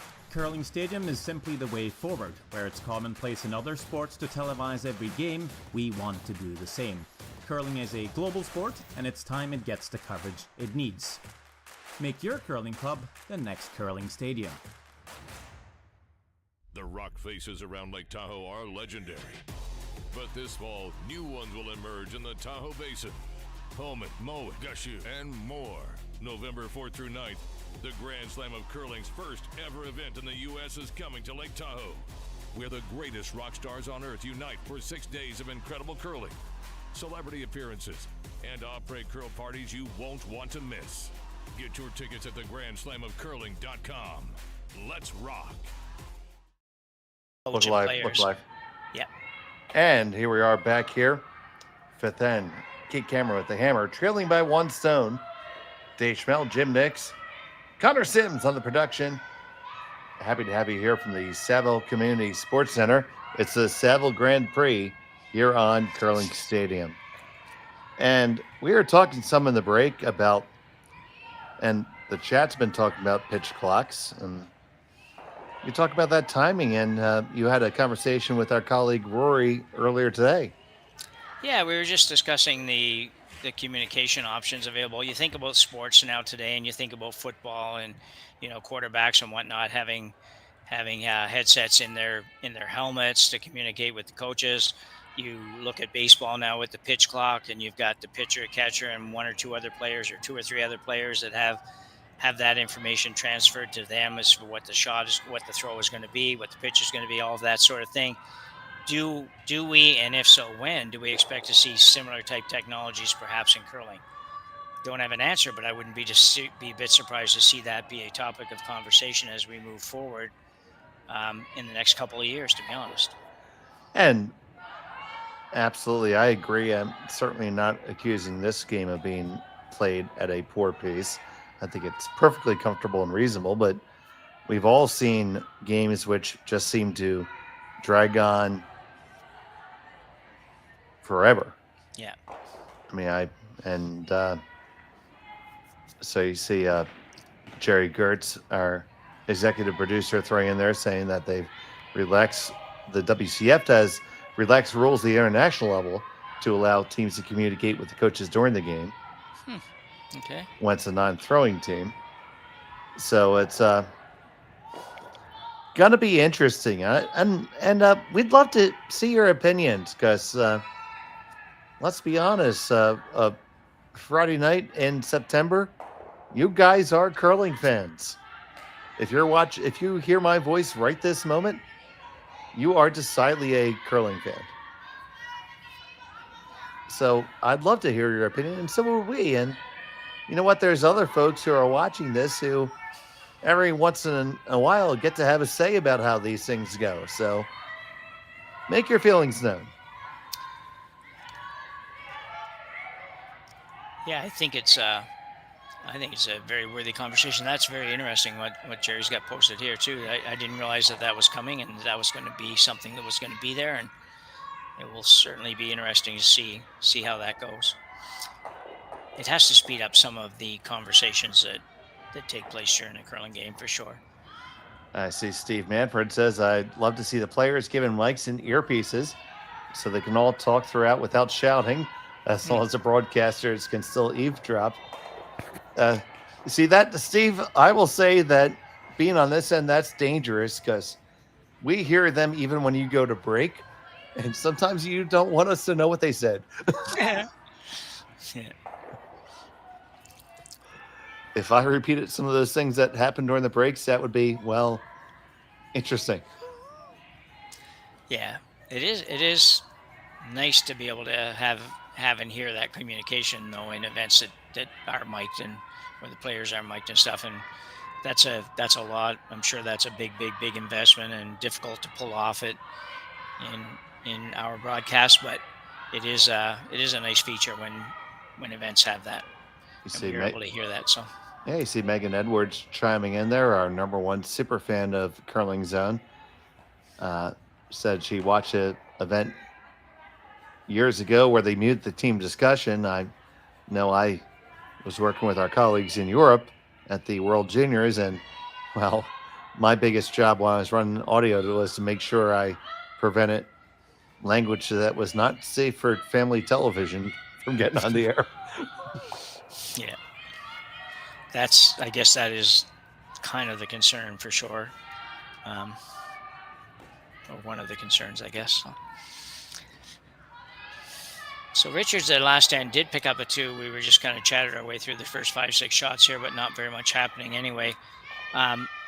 Picked up a 2 that was, she had to make a nice shot to get it, but a shot she probably never should have had a chance to make. So a little slight error on the Cameron's team, and Richards takes advantage and gets her 2, takes a 3-2 lead here after 4. Kind of a interesting end. Yeah, and I'm definitely enjoying watching the conversation going back and forth. I'm not going to bring it all up over the air, but it's a conversation worth having, and I think our sport's going to benefit from it. And you know what? Since this looks like we might be on the express change to Blanksville. Yeah, it's you're right. We are, and it's Cameron has to put the last time she played an end like this, put that one out of her mind. Didn't work out quite so well. Oh well, yeah, we did a great job of putting the announcer's curse on that one. Yeah, we seem to be You seem to be quite good at that, actually. It's Well, you're good at that. I'm good at bringing the extra end on. well, we just talked our way out of a possible more blank to a very good chance at 2 now for Cameron. So Yep. See, there we go again. that was not a good throw either. That was barely enough rock for that shooter to go out of play. I mean, I didn't confess I didn't see the whole shot, but that she didn't have very much weight on that. She could throw that a lot firmer than that. No, that looked like a 12-5, maybe at best. Yeah. And when we give these split times to any of our more casual viewers, that's the time between the hog lines, those horizontal lines in the ice. And this one must have been burned or picked badly. See them doing some housekeeping, and, well, we might be right back on that train. And taking a look. Oh, yeah, that clearly picked.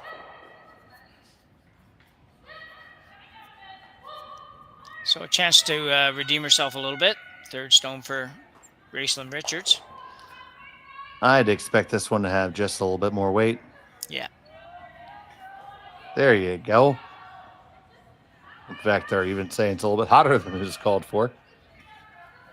But after it going the one way, that's always the way you're going to make the error.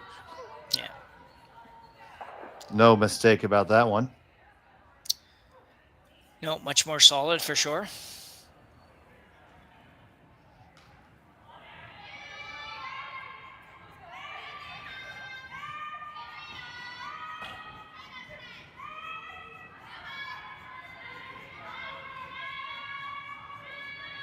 So here's Harris as we go up and down.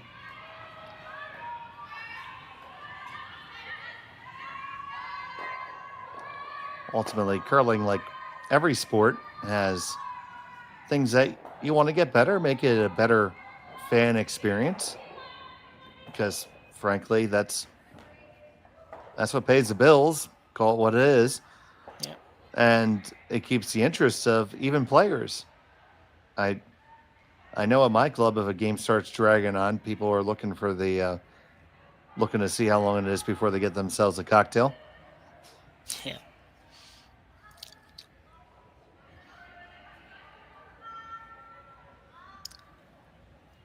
And we have a link there in our chat for those of you who want to watch Brad Jacobs versus Reed Carruthers in Okotoks.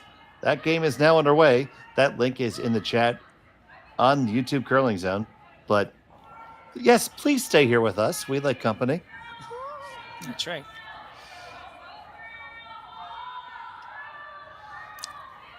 You all have 27 devices. You can watch us everywhere. Yeah. Might roll out here. Oh, might have Oh, stopped. Wow. that's a sneaky shot there. I think it hit one of the large pebbles out there, I think. Definitely fresh ice out there. It really depends on the club. I mean, I know as part of a volunteer ice career, we had to make a point to cut down the sidelines a couple times a week. Yeah. Because we don't look to dish our ice. We like our ice curling both ways. But if you're not careful, it will happen.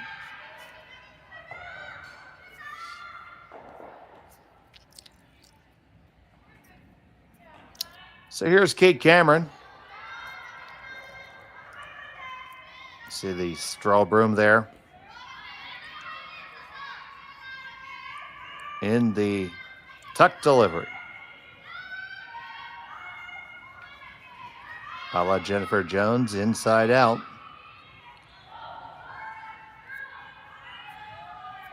Gets a hit. Nice little roll over into the 8-foot. Well done there.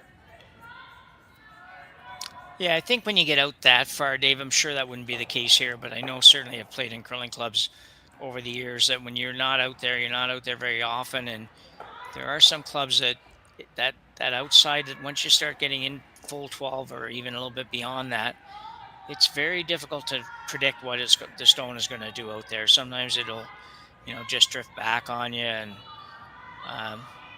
so I understand teams. I understand players when they say, "Well, I think it's safer going out inside out on that particular shot." At least at this point, not having had a chance to really see what it does out there. Nobody practices quite that far out. Yeah, I would think that my general preference is to throw just a little bit firmer than I normally would. Yeah. Just take some of that out of the equation. If I don't slide the broom, well, that's my fault. Yeah. My preference would be to always throw the in-turn. I don't care where it is on the sheet. I'd rather throw the in-turn than the out-turn. So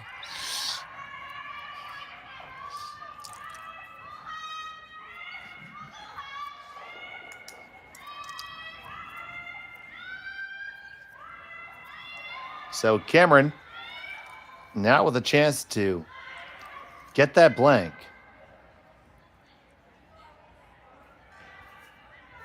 Yeah, and it was important in the first end when she hit and stuck on this shot, but it's even more important now. It says she's in a very, very good position to be going to the sixth end just down one with the hammer. And she really doesn't want to go to the sixth end tied up without the hammer.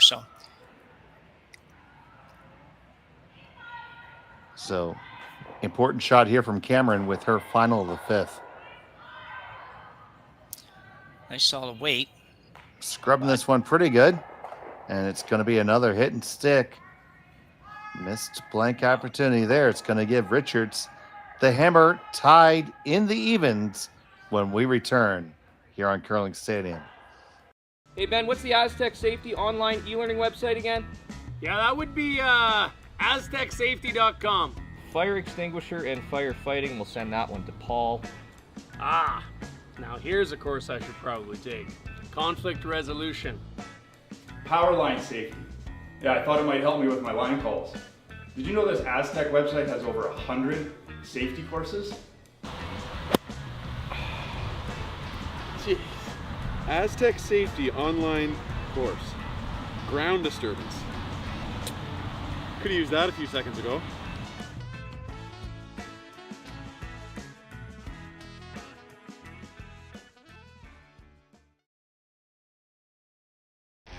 The 2025-2026 Grand Slam of Curling schedule is out, with big events happening all over Canada, like the Masters heading to London in September, the Tour Challenge from Nisku this October, the Canadian Open from Saskatoon in December, and the Players' Championship from Steinbeck coming in January. Early bird weekend and full event passes on sale now at gsocktickets.com. Let's rock!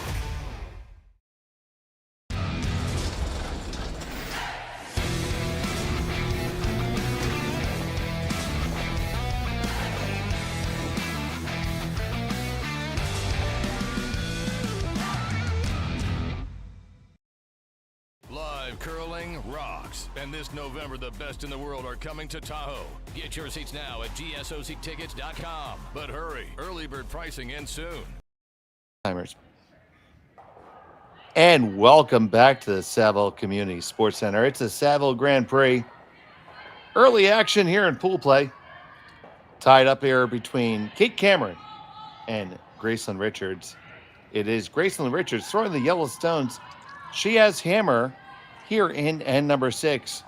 I'm Dave Schmelt, and I'm joined by Jim Gibby, the intern Nix. And we're so happy to have you here on Curling Stadium.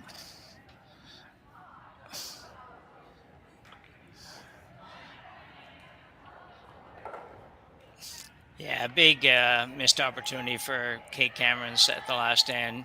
She had 2 cracks at blanking now, and both times it ended up nose hitting and staying. And that's a big one for sure.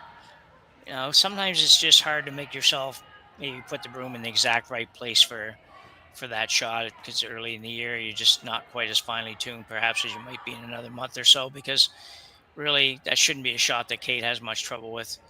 And to hit it right on the nose like that just maybe indicates just a little lack of confidence that you can take that little extra ice and be sure to get the blank. So with that all being said, and I you hear the term, have a goldfish memory if you're a skip.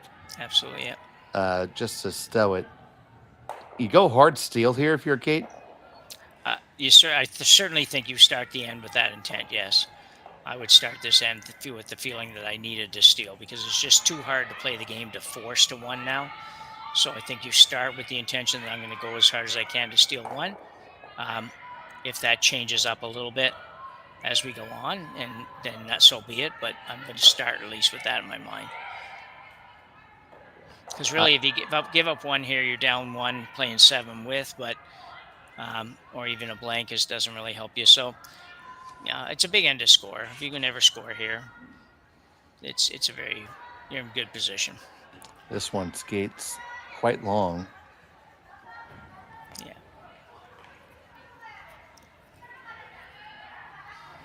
So advanced team Richards at the moment. We see we have at least 1 final on the ice, and Jim will get you the scores in just a minute.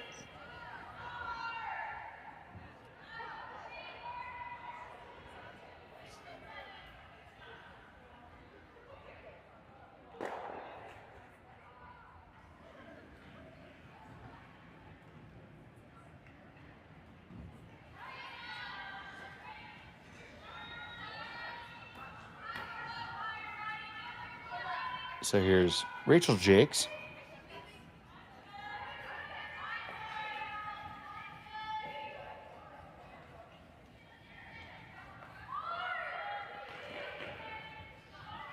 This one will split the rings, and they will lie too.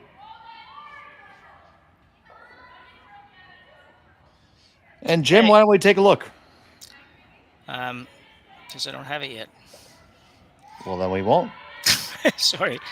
I was just looking it up here, and I'm just it took me to a different spot. Confused me. Just while I'm doing that, though, I will comment there that you'd see a lot of teams, even with Hammer here, that might decide to come around that center guard versus going to the wings like that, but not the case here. Well, it's almost as confusing to me as, why do all M&Ms taste the same, even if they're different colors? I don't have an answer to that. I don't have any answers on anything today, Dave.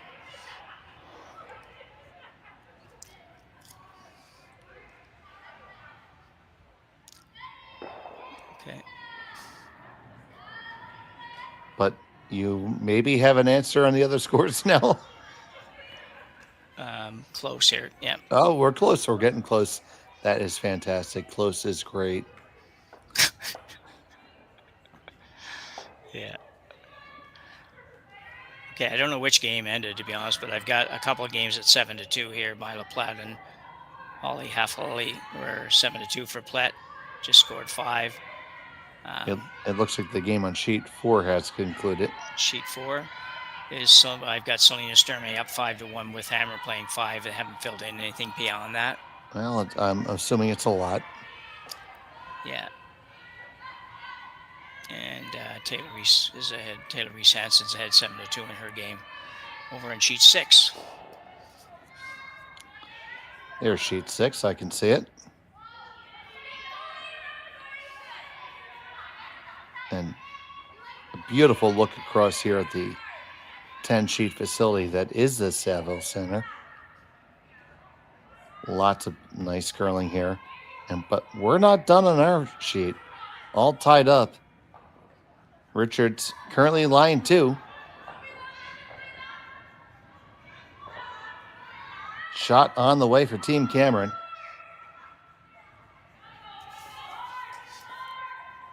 Sneak it by. Oh, no. Kind of gets lucky to still make contact, and it did clear the yellow out. It's certainly unfortunate. Let's take another look at that, Jimmer. Yeah, shouldn't come down here. Just try to get by that yellow and make the double. And she's just a little late, maybe getting the brooms on, and just ticks a guard. So close. She sneaks it by there. She probably makes that double.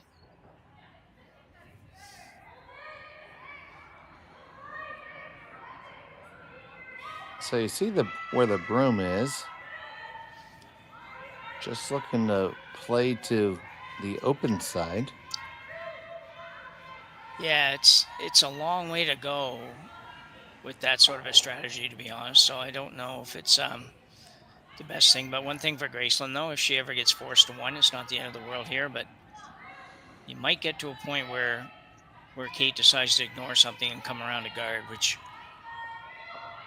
might not be the best situation for you. So I might be tempted to sneak around that, even sneak around the high guard here. But yeah, because Kate Cameron's thinking that the math is not in her favor right now. Yeah. So feel free to call me stupid. You generally do at least once a weekend. Do you ever just throw a high guard here? If you're Cameron? And go in right now. Well, I think now she has a situation where she can kind of escape a little bit here and hit the red and flop behind the guard, sit 2, and be in a pretty good position. Yeah, that would put the force on, but you're still going to be at the wrong end of hammer. Yeah. Yeah, well, for sure, yeah. I'm thinking you can change gears here and try to steal, but... Yeah, I think you might have an opportunity to do it by doing this, even though if you can make this and make a halfway roll behind the guard, then, what does Gracelyn Richards do? She may just come around. She may play a hit on yours. If she does, then she opens up this draw a little bit is all. I think this yellow rock is a problem for you, and you have a chance to maybe get rid of it. She's going to stay. She needs to stay on this, though, for sure. She will stay in line 1-2. Very difficult angle to double on, so. Yeah. Richard's going to play a little hit and flop. She could draw around, too, if she wanted to. I have to be careful not to end up too deep here. Yeah.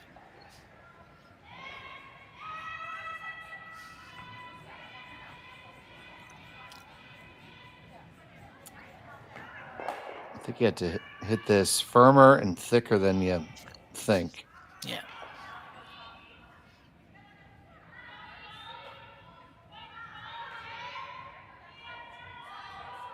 Haven't really laid a brush to it yet. Now we're trying to work it over. I think we're nose at best. Just a hair of a roll. Yeah, if she rolls another 6-8 inches, pretty good for her, but this is halfway straightforward. You see her asking for bumper weight.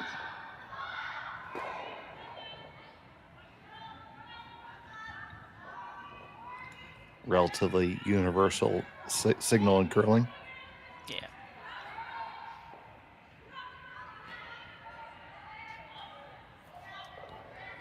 Maybe just a touch warm.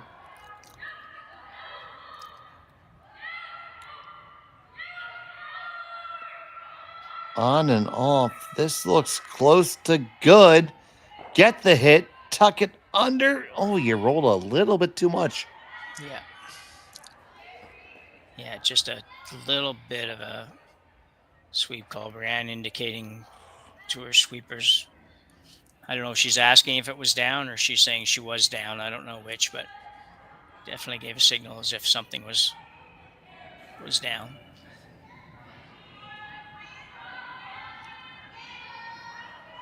Richard's going to have a hard time manufacturing 2 here, though.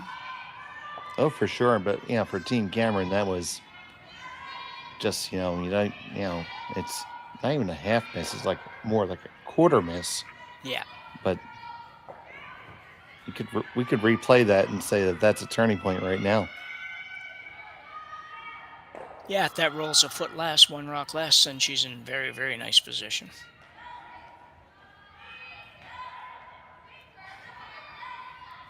That's why this is so much of a team game now. Speaking of team game, you got to be on your horse or else you're going to jam. Oh, you wick off the top. So you get away with that.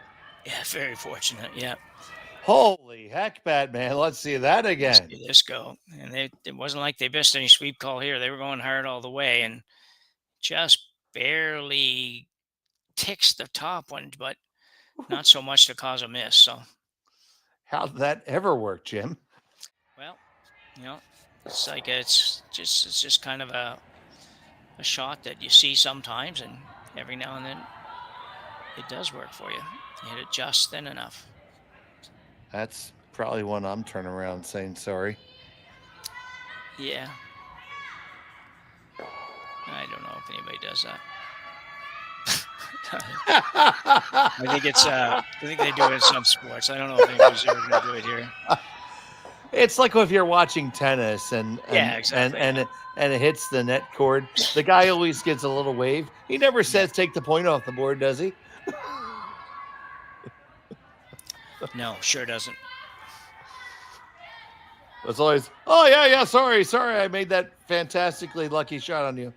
Closest I think I ever saw to that, and it wasn't on that kind of a call, was in tennis, and I can't remember who was playing. I think it was Sock, and I don't remember his first name, but if you remember, somebody playing against him, he told the other guy to challenge the call because I did see that. Yeah, because it was it was called out. He's telling me, challenge that. And the guy looked at him like he was crazy, and then finally he challenges it. Sure enough, yeah, that was very cool. I thought I'd never seen that before. I never would see that again, probably. So yeah, that was really a tremendous show of sportsmanship. Yeah. Now this one is also curling. I think she's going to be okay. She's not going to get a roll, but gets just a hair of a roll. So Jim Nix for 784 Dave Schmel bonus points. These are very valuable, by the way, Jim. You can save them up throughout the season, redeem them later. Do you know what sport the Hawkeye system was originally made for? Oh. That's the automatic line calling system, Yeah. which is So obviously it wasn't tennis because it was not. That was what it's for now. What sport would have been made for? Just give me 30 seconds. I'll give you 30 seconds, and then we'll let the chat chime in. Okay. Somebody in the chat might know. And I'd be willing to share my points with the winner in the chat. So. Oh, these are very valuable. Yeah. These are of unspeakable value.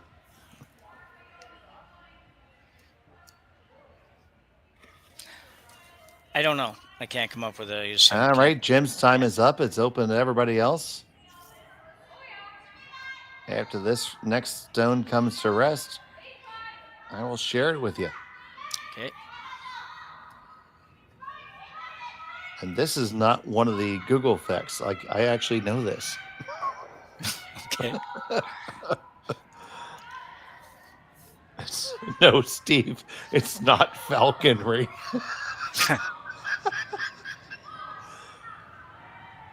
Steve Manfred has jokes. On this hit, going to get it past, clear the one in the back. They said shot rock. So the Hawkeye system was originally developed for cricket. Really? Yeah, because in cricket, there is a very crucial judgment call the umpire has to make. It's called the LBW, leg by wicket. If the thrown ball was going to strike the batter and then get out the wicket. So Hawkeye was developed to analyze the speed of the ball, the spin of the ball, and the bounce to determine whether it would have hit the wickets in the event that the umpire's ruling was challenged. Wow. Well, it would have been a long while before I guessed that because I couldn't. I still, even after you explained it, it still makes no sense to me. So, yeah, I understand cricket a little bit, but I just never would have thought of that system being in play for that. Yeah, very interesting. It's taken over in tennis, basically nothing now. Now they have hardly anything that has any line at the big events that have line judges anymore, or whatever they call them. Yeah, there's no more umpires in tennis other than the chair umpire. This one's gonna hang on. Yes, it's camera line too, so the force is on. Yeah, and Gracelyn Richard won't be unhappy with this. I thought she could have went just a little bit harder to try to get her deuce in that end, but as I said, starting off this end is big end to score, so she won't be horribly unhappy with taking one here and trying to force to 1 and 7, or even force to 2 and 7 would be okay. She just has to basically touch the 8 foot somewhere and she's good. Don't expect her to have too much trouble with that.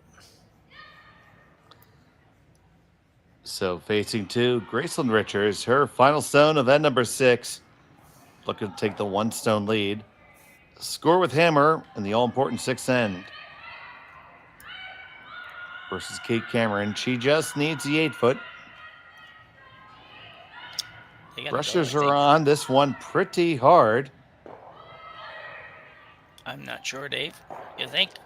I think they might be able to get there. You got to get there. If you don't get it there, you can be very upset. But you know what? You're going to be happy because they got there just fine, not without drama.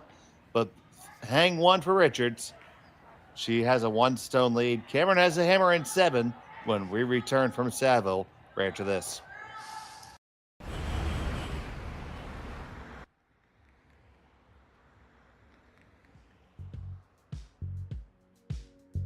That's life. That's what all the people say.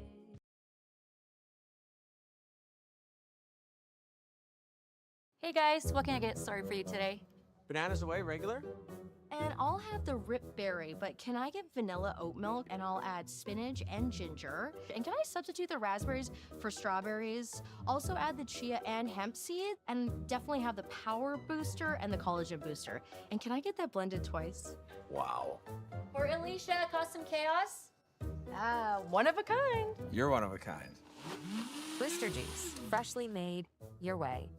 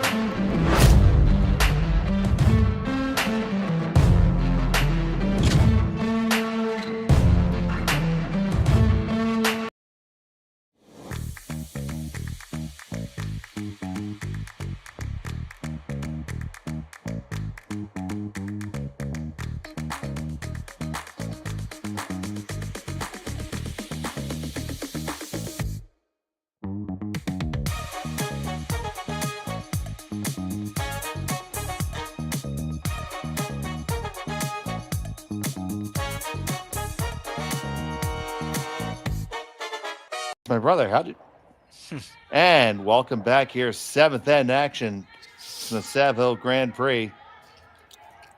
We have learned everything we ever need to know about the Hawkeye system. And what I know right now is Kate Cameron has hammer trailing by 1 and 7. So, Jim, are you pushing hard for 2 or 3, or are you trying to steer to a blank?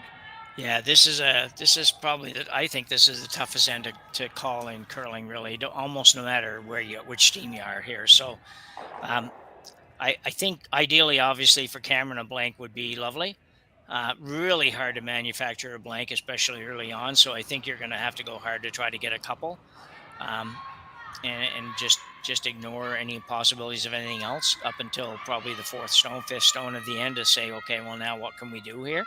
Because we definitely don't want to get 1, and it's either 2 or more, or a blank, but it's really, really hard to do that. Well, the other side of that, Richards is trying to force to 1 really badly, and she's not going to be horribly upset if she gives up 2 and has hammer coming home. So, it's interesting. Both teams would probably accept a 2-ender by Cameron here and not be unhappy with it, but it's a tough end. It's really tough to figure it out. I think you've got to go after it, though, if you're Cameron early on here. I think you've got to say, well, we got to get a couple.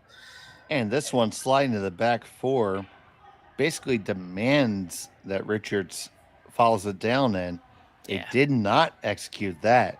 So huge break for Team Cameron. Yeah, it's just a big miss at this point. 7th end of the game. It's you're not expecting it to throw a draw that goes through the house for sure. Never really was close. I was wondering for just half a second if maybe come to the back of the rings was a bit of strategery just to make sure that things got mixed up a little bit. Yeah. Yeah, and I don't know. I do know some skips that would do that, so. Yeah. Well, this one's not going to be much better, to be honest. Well, it's cutting in hard now. If it gets the line, it will be fine. Yeah, it is. I take it back. It did get over there. I didn't think it was going to get far enough over there. I mean, come on, Jim. You didn't know the Hawkeye was invented for cricket. Well, I know.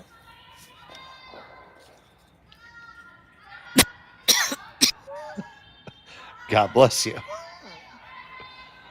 I was trying to find the button. Couldn't find the button, so I was gonna cough there, but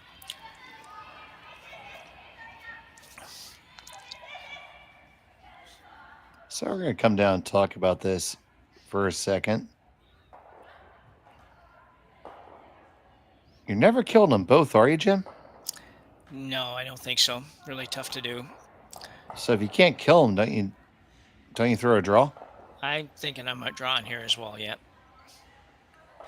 So I'll It's turn early in turn. enough. Yeah, sorry, Dave. It's early enough that you shouldn't play yourself into too awful much trouble here with playing the draw. They're going to take a timeout and chat about it. All right, so timeout's been called here. Yeah, the outturn draw is good. I she doesn't have hammer, so do you want to make a play on those reds? I don't know. I think the draw is a pretty nice shot. Right there is perfect. Even down to the back one isn't terrible. Yeah, exactly. Yeah.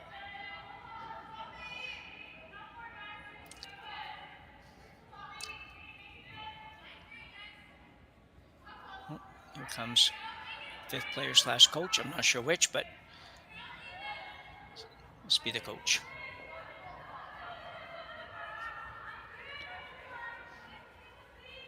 We could read the jacket if Connor would zoom in a little bit.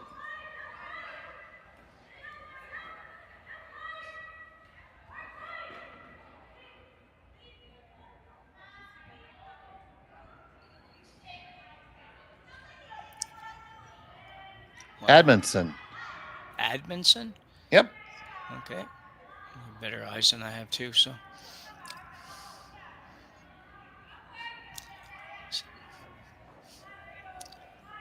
Yeah, I like it right there, just like you do, Jim. Yeah. Down to the back one is a good miss. I think they're talking about that right now, too.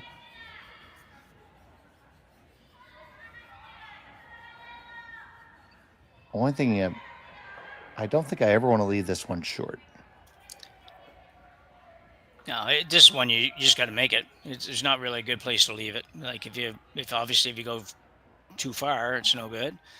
And if you're depending on how short you are, it might not be horrible. It might not be very good. So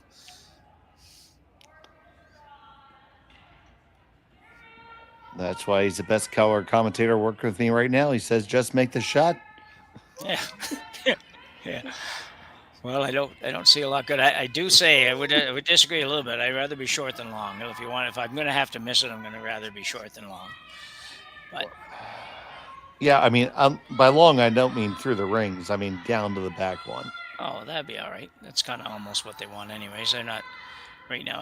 I think they would take either one. I think they take it a little higher than that, or right on top of it Yep. wouldn't be bad. I would probably want to be right on top of it anyway. Absolutely, through the rings is obviously absolutely terrible. So it's on its way. Shot on the way from Rorschach.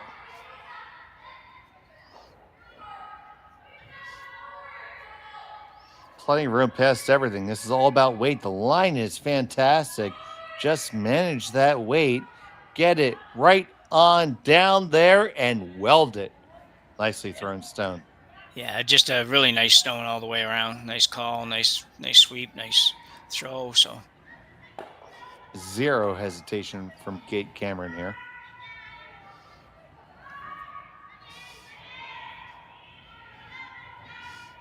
McDonald. On the high guard.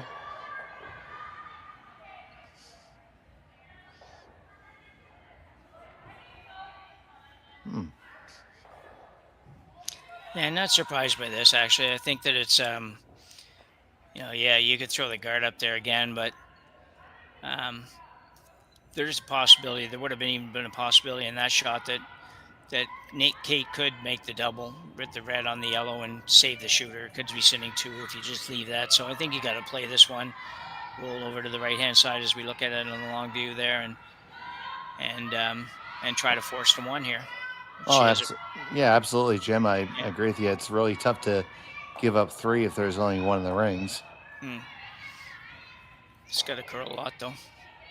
I'm gonna pick it, but Cameron might be able to work back to the blank now. Yeah. I think that's what you got to do, buddy. I think you do too. There's not, yeah, absolutely. You hit it on the nose.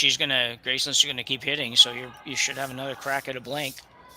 Okay, so our Curly Village is telling me it's Rye Horchuk. So I apologize. If I said that right, Mary, just give me a thumbs up or a little smiley face. We certainly never try to get something wrong. We do our best to try to research these things the best we can beforehand, but without actually knowing, well, we don't know.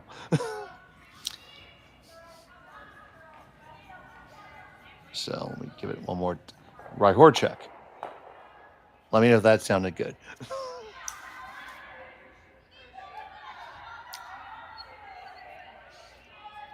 As we go up and down now, looks like the blank is possibly in order.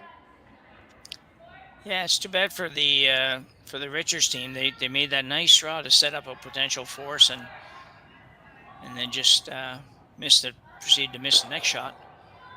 Let them off the hook. So now they're going to be forced with probably having Cameron blank this end or trying to blank this end. Well, just barely got that out. Okay. I got that one right. I got the thumbs up from Mary. Thank you, Mary, for the assist on the pronunciation. Rye Horchuk. That's how we say it. Yeah. I have to remember that one. It certainly won't be the first time this season we use that name, so. No. Well, it might be the first time, won't be the only time. Yeah. Listen what I mean, not what I say, Jim. Oh, sorry. Yeah. Okay. It's not all about accuracy. No. Anyway, I think you did a pretty good job with it. Most of them, I think you nailed it. We try. I mean, we really do. There's different pronunciation engine machines that we can use that actually try to look at a name and derive its family lineage and try to derive it, but it's still always a guess because, heck, I mean, our colleague and the lead here, Rachel Jakes. First time I said it, I saw a QUE. I want to say Jacks. Yeah, well, I did too. Even Ryan, I would have said I was singing Jacques or something. Yeah, I never considered Jakes at all as the option for saying that. And then I was. I was informed, and I don't make that mistake anymore. No. And is that our old buddy behind the glass? I don't know. Did catch it, but it's we've had a lot of help from the chat on a lot of names over the last couple of years too, which is a bonus. So thanks to everybody that helps out on that. Oh yeah, I mean it's certainly not easy. I thought for a second I saw Ryan behind the glass, but it's not him.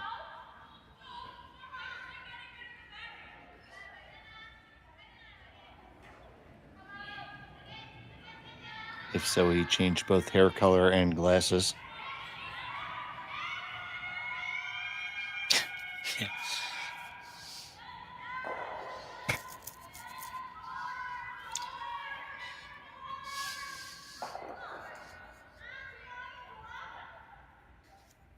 That's right, hair color, just needs glasses.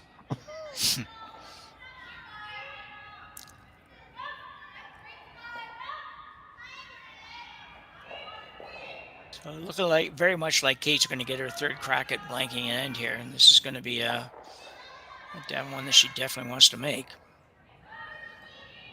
Still one shot away from that, but shouldn't have much trouble with the next shot at all.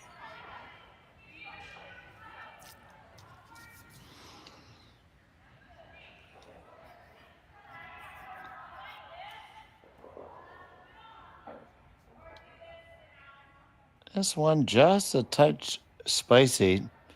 Do you ever get cute here and freeze to it? No. Okay. I just set you up to Cheryl Bernard me right there, so I knew it. Well, Oh no, Vic. Oh, okay.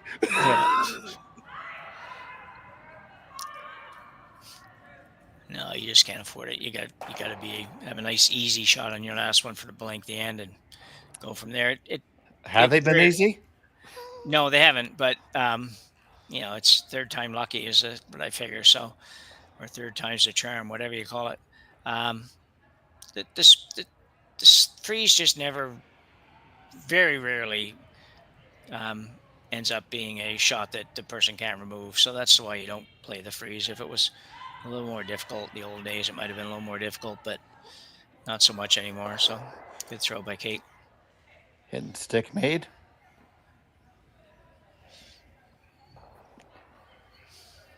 Now I imagine you want to leave it right there so you have to roll as far as possible, right? Yeah, I would think so. Yeah. Ironically, if you're talking about the shot you were just suggesting for Kate, Richards is in a position where she could think about playing a freeze on this shot. Because its rock is just behind the tee line. If she made it really good, it might make really tough for Kate Cameron to score too. So you could actually think about it probably more. I'd be more inclined for her to be thinking about the freeze than for Kate to be thinking about the freeze. So.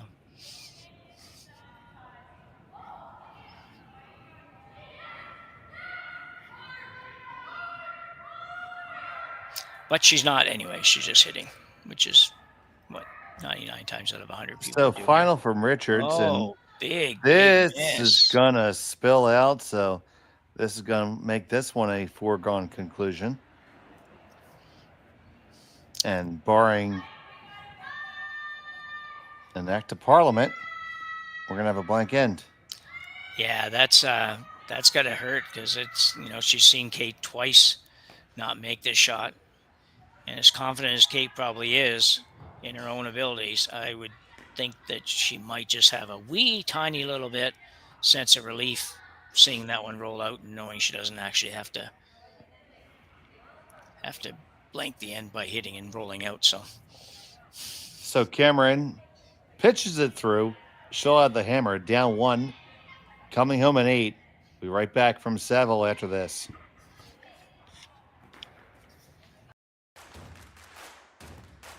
Imagine being able to stream every curling game from every sheet from any event, be it your Wednesday league game, bonspiel, or corporate event. Curling Stadium offers an all-inclusive streaming solution featuring high-quality cameras, ease of use, great reliability, and minimal installation. Offering your sponsors customizable ad space on your streamed curling games and being able to sell video packages to your corporate events for increased revenue. With Curling Stadium, you can stream to any device, be it your mobile phone, tablet, or computer. Push the feed to your desired platform, be it Facebook, YouTube, or any other social media. Curling Stadium is simply the way forward. Where it's commonplace in other sports to televise every game, we want to do the same. Curling is a global sport, and it's time it gets the coverage it needs. Make your curling club the next Curling Stadium. The rock faces around Lake Tahoe are legendary. But this fall, new ones will emerge in the Tahoe Basin. Homan, Mowat, Gushu, and more. November 4th through 9th, the Grand Slam of Curling's first ever event in the U.S. is coming to Lake Tahoe, where the greatest rock stars on earth unite for 6 days of incredible curling, celebrity appearances, and après curl parties you won't want to miss. Get your tickets at thegrandslamofcurling.com. Let's rock. And welcome back. It's the 8th end of play here from the Saville Community Sports Center here in Edmonton, Alberta. Dave Schmel, joined by Jim Nix and Connor Sims, holding down the production end. We're happy they're joining us here this evening on Curling Stadium. Huge blank for Kate Cameron and number 7 there, Jim. Yeah, massive blank, and I have to believe that Kate had a little sense of relief there when Gracelyn's last shot rolled out because she has, like it or not, she's had a couple of struggles with those blanks. She's hit and stayed twice, so she probably felt a little bit better about that. And in a good position now. But you know what? For 3 hands, we basically called the same strategy here. It just depends on which team we're talking about. And now Gracelyn Richards in a position without hammer, up one admittedly, but up hammer. She really has to go hard here to attempt to steal or force the issue. And so I expect to see her be very aggressive this end as well. This needs to hit This the brakes. doesn't help Oh, no. Team Cameron. We've seen a few of those in this game that just don't make sense. And I know it's early in the year, but just well, it's downhill that way at Saville. Don't you know that? Well, no, I didn't know that at all. No, neither do I. It just sounded good. Yeah. Played in rinks like that though over the years, no question. We think it's just a scudge faster coming home at our club, but it would require a lot of people better than me throwing stones to actually document that. Needs to make contact here. Made contact. They're going to pick it out, roll all the way out.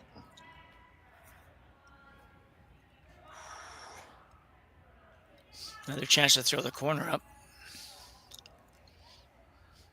So definitely have to make this one. Absolutely. And if not, oh boy. I think I don't even want to talk about such things. No, she'll be fine on this one.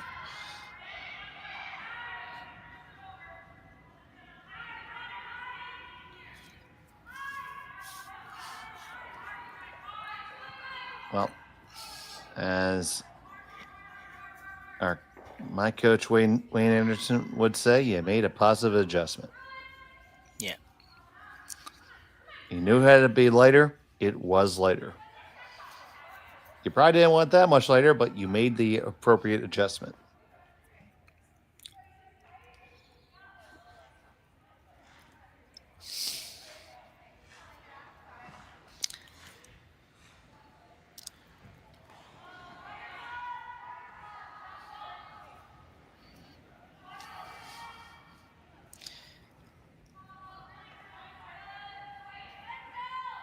So stone away from Sophia.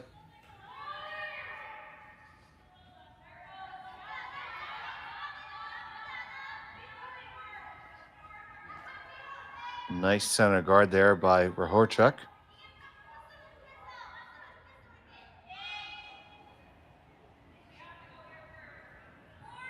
Yes, I was bold enough to try that again. Yep. I think I always look at this. I always wonder, and I know that people approach it differently. I don't think you're going to hit anything. And I think you're going to go around that corner. I think as long as you know your one is still there, you're playing hard for two. Yeah. So she's coming around the center guard.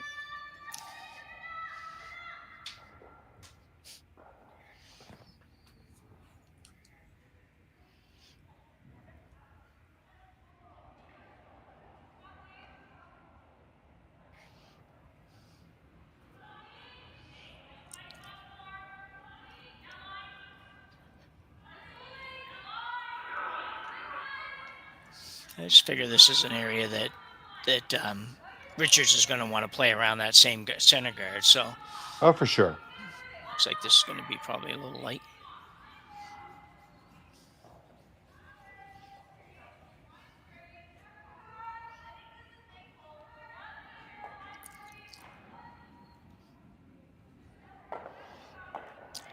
Well, if you're Cameron now, you've got a corner guard and another one that's sort of pretty close to being a corner guard.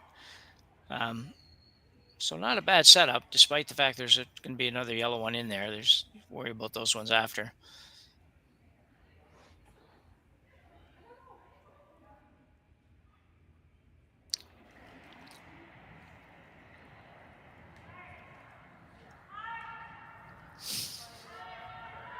So her second.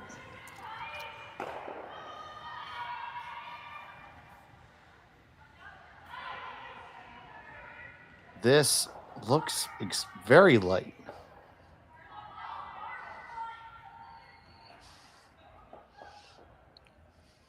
Does not get past the guard. I feel like Cameron's got to come under it now somehow. Yeah, I don't know. I think she's going to probably move something here. To me, if you move something, you're probably saying you're playing for one and an extra. Well, I don't know. If you can get... The problem is what happens with the red one here. Like, you can get rid of one for sure, obviously, and you can might get rid of two, but it's going to be pretty dicey. And I concur with this 100%. If there's a time to talk about it, it's now. Yeah, so you look at this here. If you hit that kind of in the crotch, it's going to jam on the red and hang around there. I just think she's got enough rocks to work with here that these yellows are a concern. Like, it won't take much for Gracelyn Richards to move one of those up 2 or 3 feet or 4 feet and make it really hard on you to score. So yeah, well, it's kind of like the setup we had in the second end where almost like, as I kind of mentioned, the old school way of not having hammer. Yeah. 2 rocks there in the control zone. It's not something that we talk about very often anymore because it's just not the way the game's played. Yeah. But you see how, well, it just messes with all the cooking when those stones are there. Yeah, I think she's going to try to remove the yellow one that's on her right first and hit like about probably 3/4 to 7/8 of it, so it doesn't do any damage on her one that's just short of the 12-foot there, the red one, and then see if she can get it to kick a little bit, maybe, and move the other yellow over some. Just improve it, just change it up and improve that situation a little bit is all. It's just too much for Gracelyn Richards to work with there right now. I think I hope not to get unlucky and spin it into the rings. That could I know that certainly happen. Yeah. Well, they picked this one up right out of her hand. It is very high on it. Make contact with them both, and that's about as good as he could have done, I think. Yeah, I think that was a tremendous shot, actually. It's still possibly advantage Richards a little bit here for sure, but I think Kate had to move those stones to give herself a realistic shot here. She now at least has the situation's changed around. The rocks aren't quite in the same place, but basically the 2 rocks that are really usable and workable are hers now. So, I like that a lot better. If I'm the Cameron team, I feel a little bit much better about our potential to score 2 here. Yeah, just about the best you could have done. Yeah, I think so, yeah. So you see they're going to throw the draw around the intern here. Through the port appears to be the call. Yeah, this should be good. It's going to walk over just enough. There it goes. Right there. It takes a break. Now you get it under. Deep as he can is pretty good to biting the top 4. Yeah, nice shot. Just try to stuff it, Jim? Maybe stuff it with a little roll? Yeah. Yeah, Brienne is, I'm sure she would agree, not had her best game she ever has, so this would be a good chance for her to kind of make up for a little bit of that, make a good one here, and has a potential to set up the winning deuce, no question. So Brienne Harris with her first of the 8th.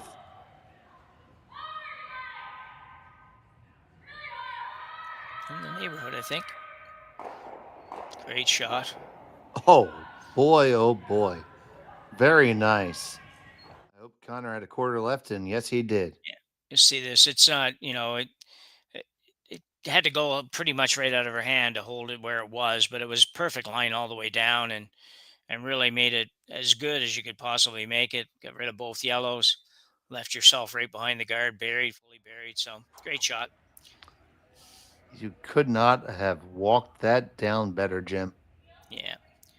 So Richards now is going to basically try to play pretty much a similar shot, trying to make the run back double, both red on red, which is never easy. You'd much rather it be your own rock on the red. But this one may not going to curl enough, I don't think. It's only going to get the top one, so here you go, swinging to Team Cameron. Yeah, by a bunch here, I think. So you see, you saw the thoughts in her head there, so don't know if I'm in love with that. I don't think they will be in love with this by the time they finish talking about this either. Yeah. Timeout's been called. Yeah. I feel like you had to split the rings somehow here. Yeah, you're doing something like that. You're coming around the two corners on the right, the yellow, red, yellow on the right as we look at it, or on the left now as we look at it, or you're splitting that rock, which is never my favorite shot, but sometimes it's a necessary shot. If you ever made it, it's perfect, no question. So here's So Coach. that, or you just draw around one of them. Here's Coach Derek. So there's your previous question answered. 2 timeouts. Yeah. Second time we see Mr. Semolgalski tower over the team. Yeah. Not being a full-time coach, he realizes he's probably not supposed to stand in the 8-foot. Yeah. He fixed that one pretty quick. Yeah.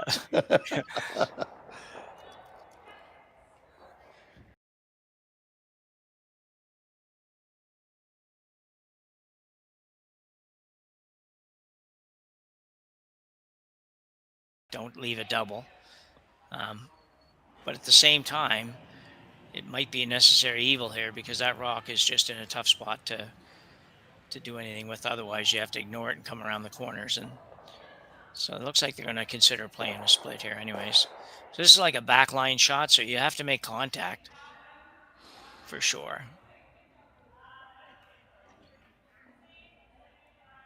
Jim, I'm with you. This is about my least favorite shot. Yeah. I like drawing around those side guards, even to the back of the rings. Yeah. I really kind of like back 8. I don't think you do yourself much hurt there. No, I don't think you do either. Just get it away from a double. And frankly, it's a really easy shot to make compared to this. Yeah. This is fantastic if you make it. Yeah, it is. It really is. The risk reward thing here would be really big, and it does carry some risk, but the reward is pretty nice. So Brienne Harris needs a good one here with her last of the 8th. Playing for the little Splitsky, looking to julienne that rock just like a carrot.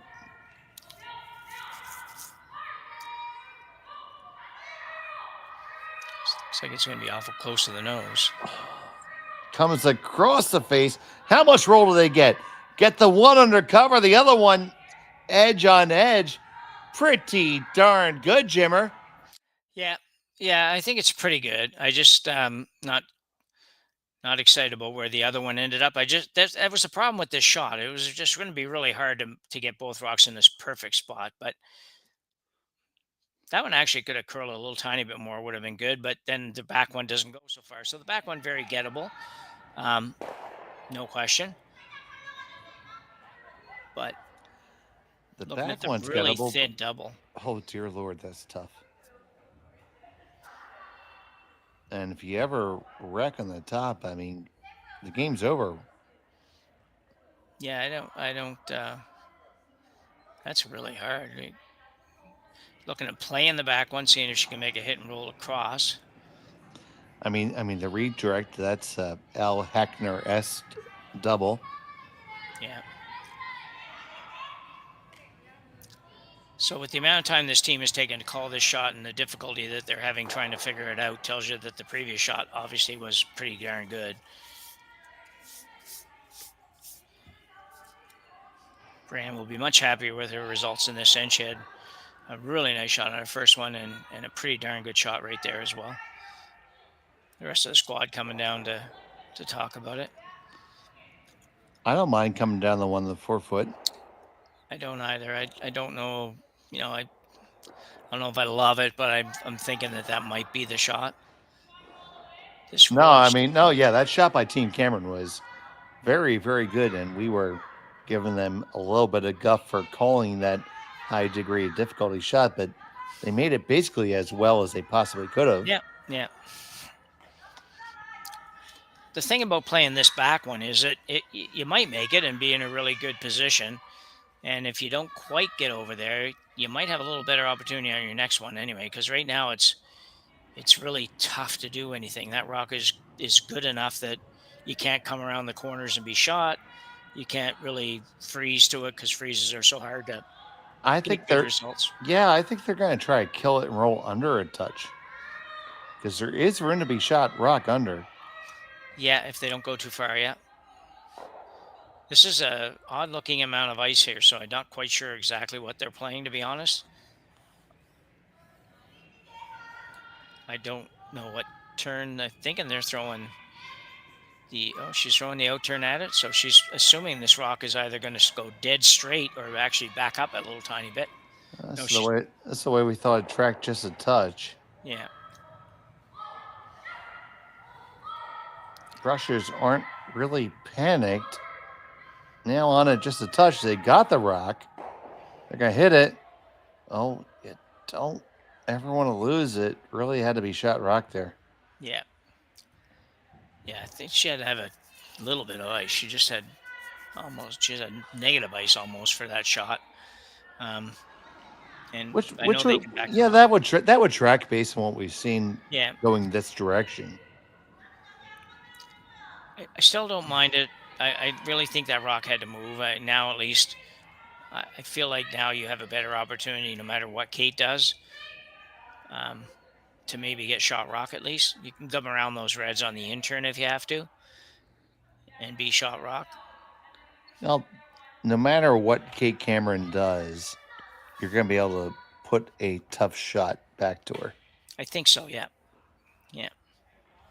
Because if she throws it right there, you could chase it, but then she's going to have a draw. Or, I don't know if you like this, Jim, but I don't mind playing down and corner freezing the red if you can get there. The red and the foot? Yeah. And if you do that... How's Kate getting to?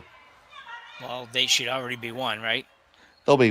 they have to come all the way around the other side. Okay. Yeah. You're smarter than me. Well, no, I don't know that, but it's I just think that I don't know where she's going to put this rock, but if the situation was like this when Gracelyn goes to throw, if she corner freezes that red, then Kate has basically the whole 4 foot plus to draw to. So I don't think that would work. Could you?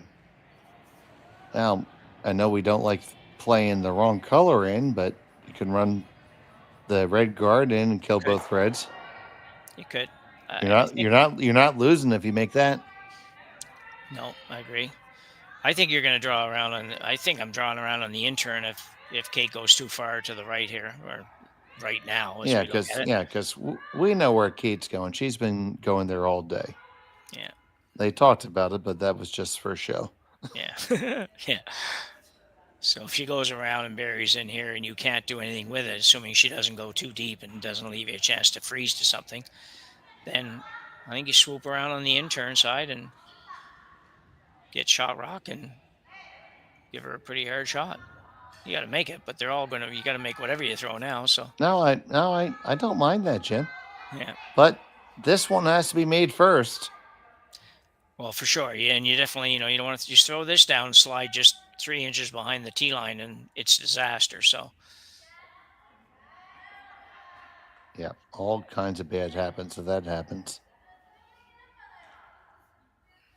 So Kate Cameron with her first of 2 and then number 8.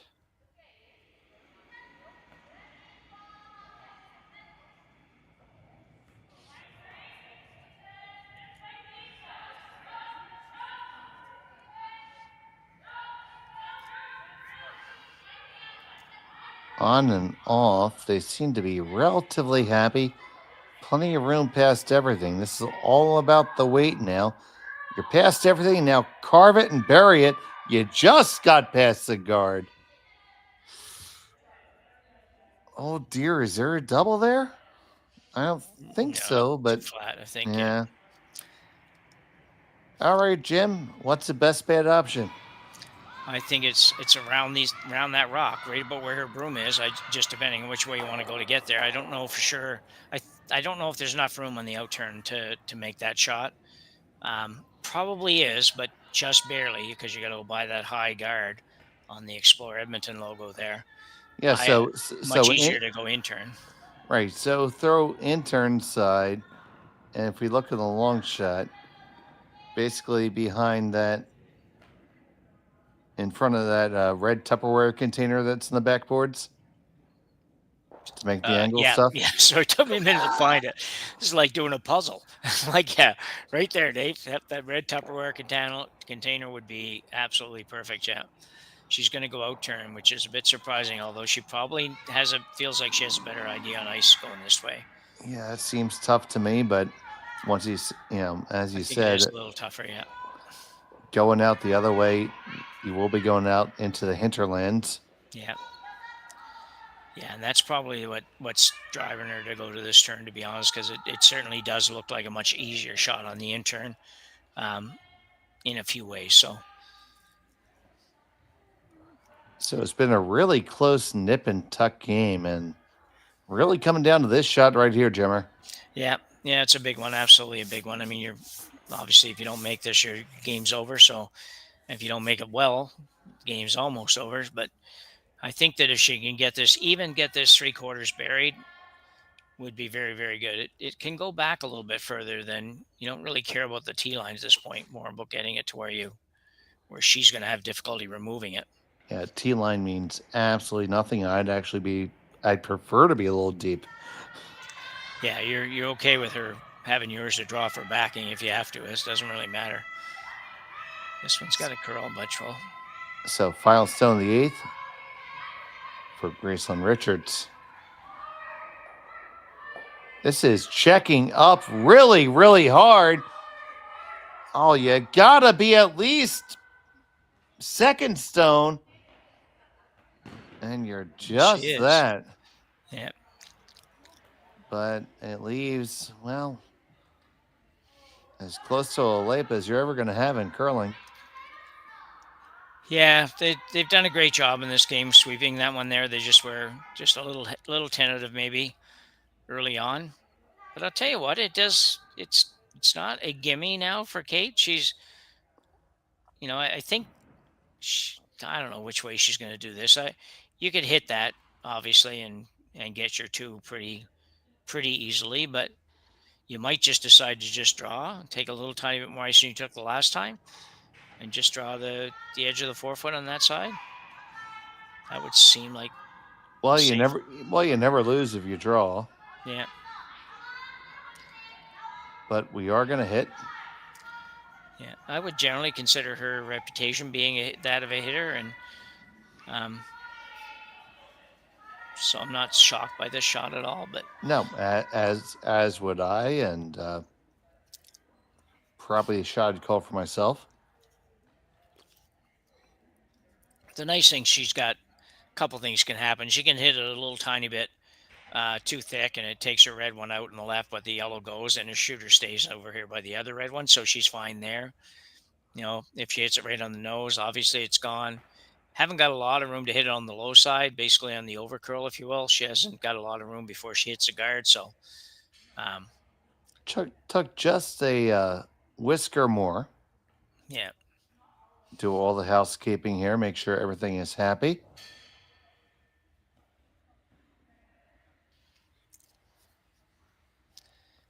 So, Kate Cameron for the win. Final stone of the 8th.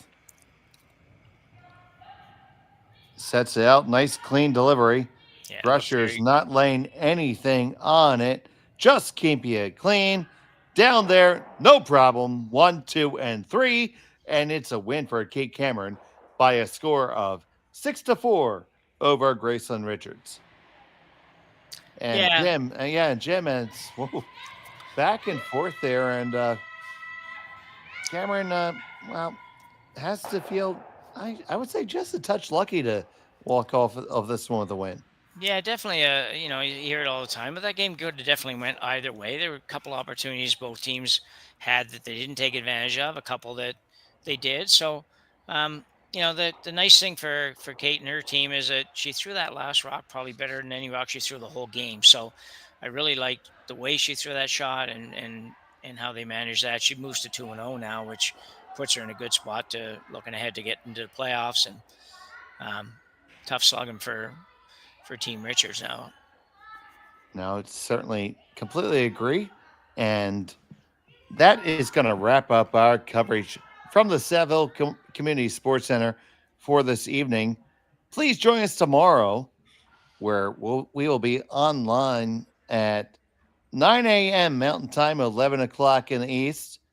We will have Caitlin Laws against Nancy Martin and Skurlik versus Sturmey at 9 o'clock. Please join us right here on Curling Stadium all weekend.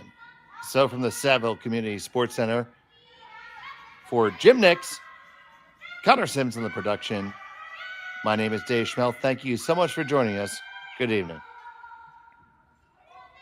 Live curling rocks. And this November, the best in the world are coming to Tahoe. Get your seats now at gsoctickets.com. But hurry, early bird pricing ends soon.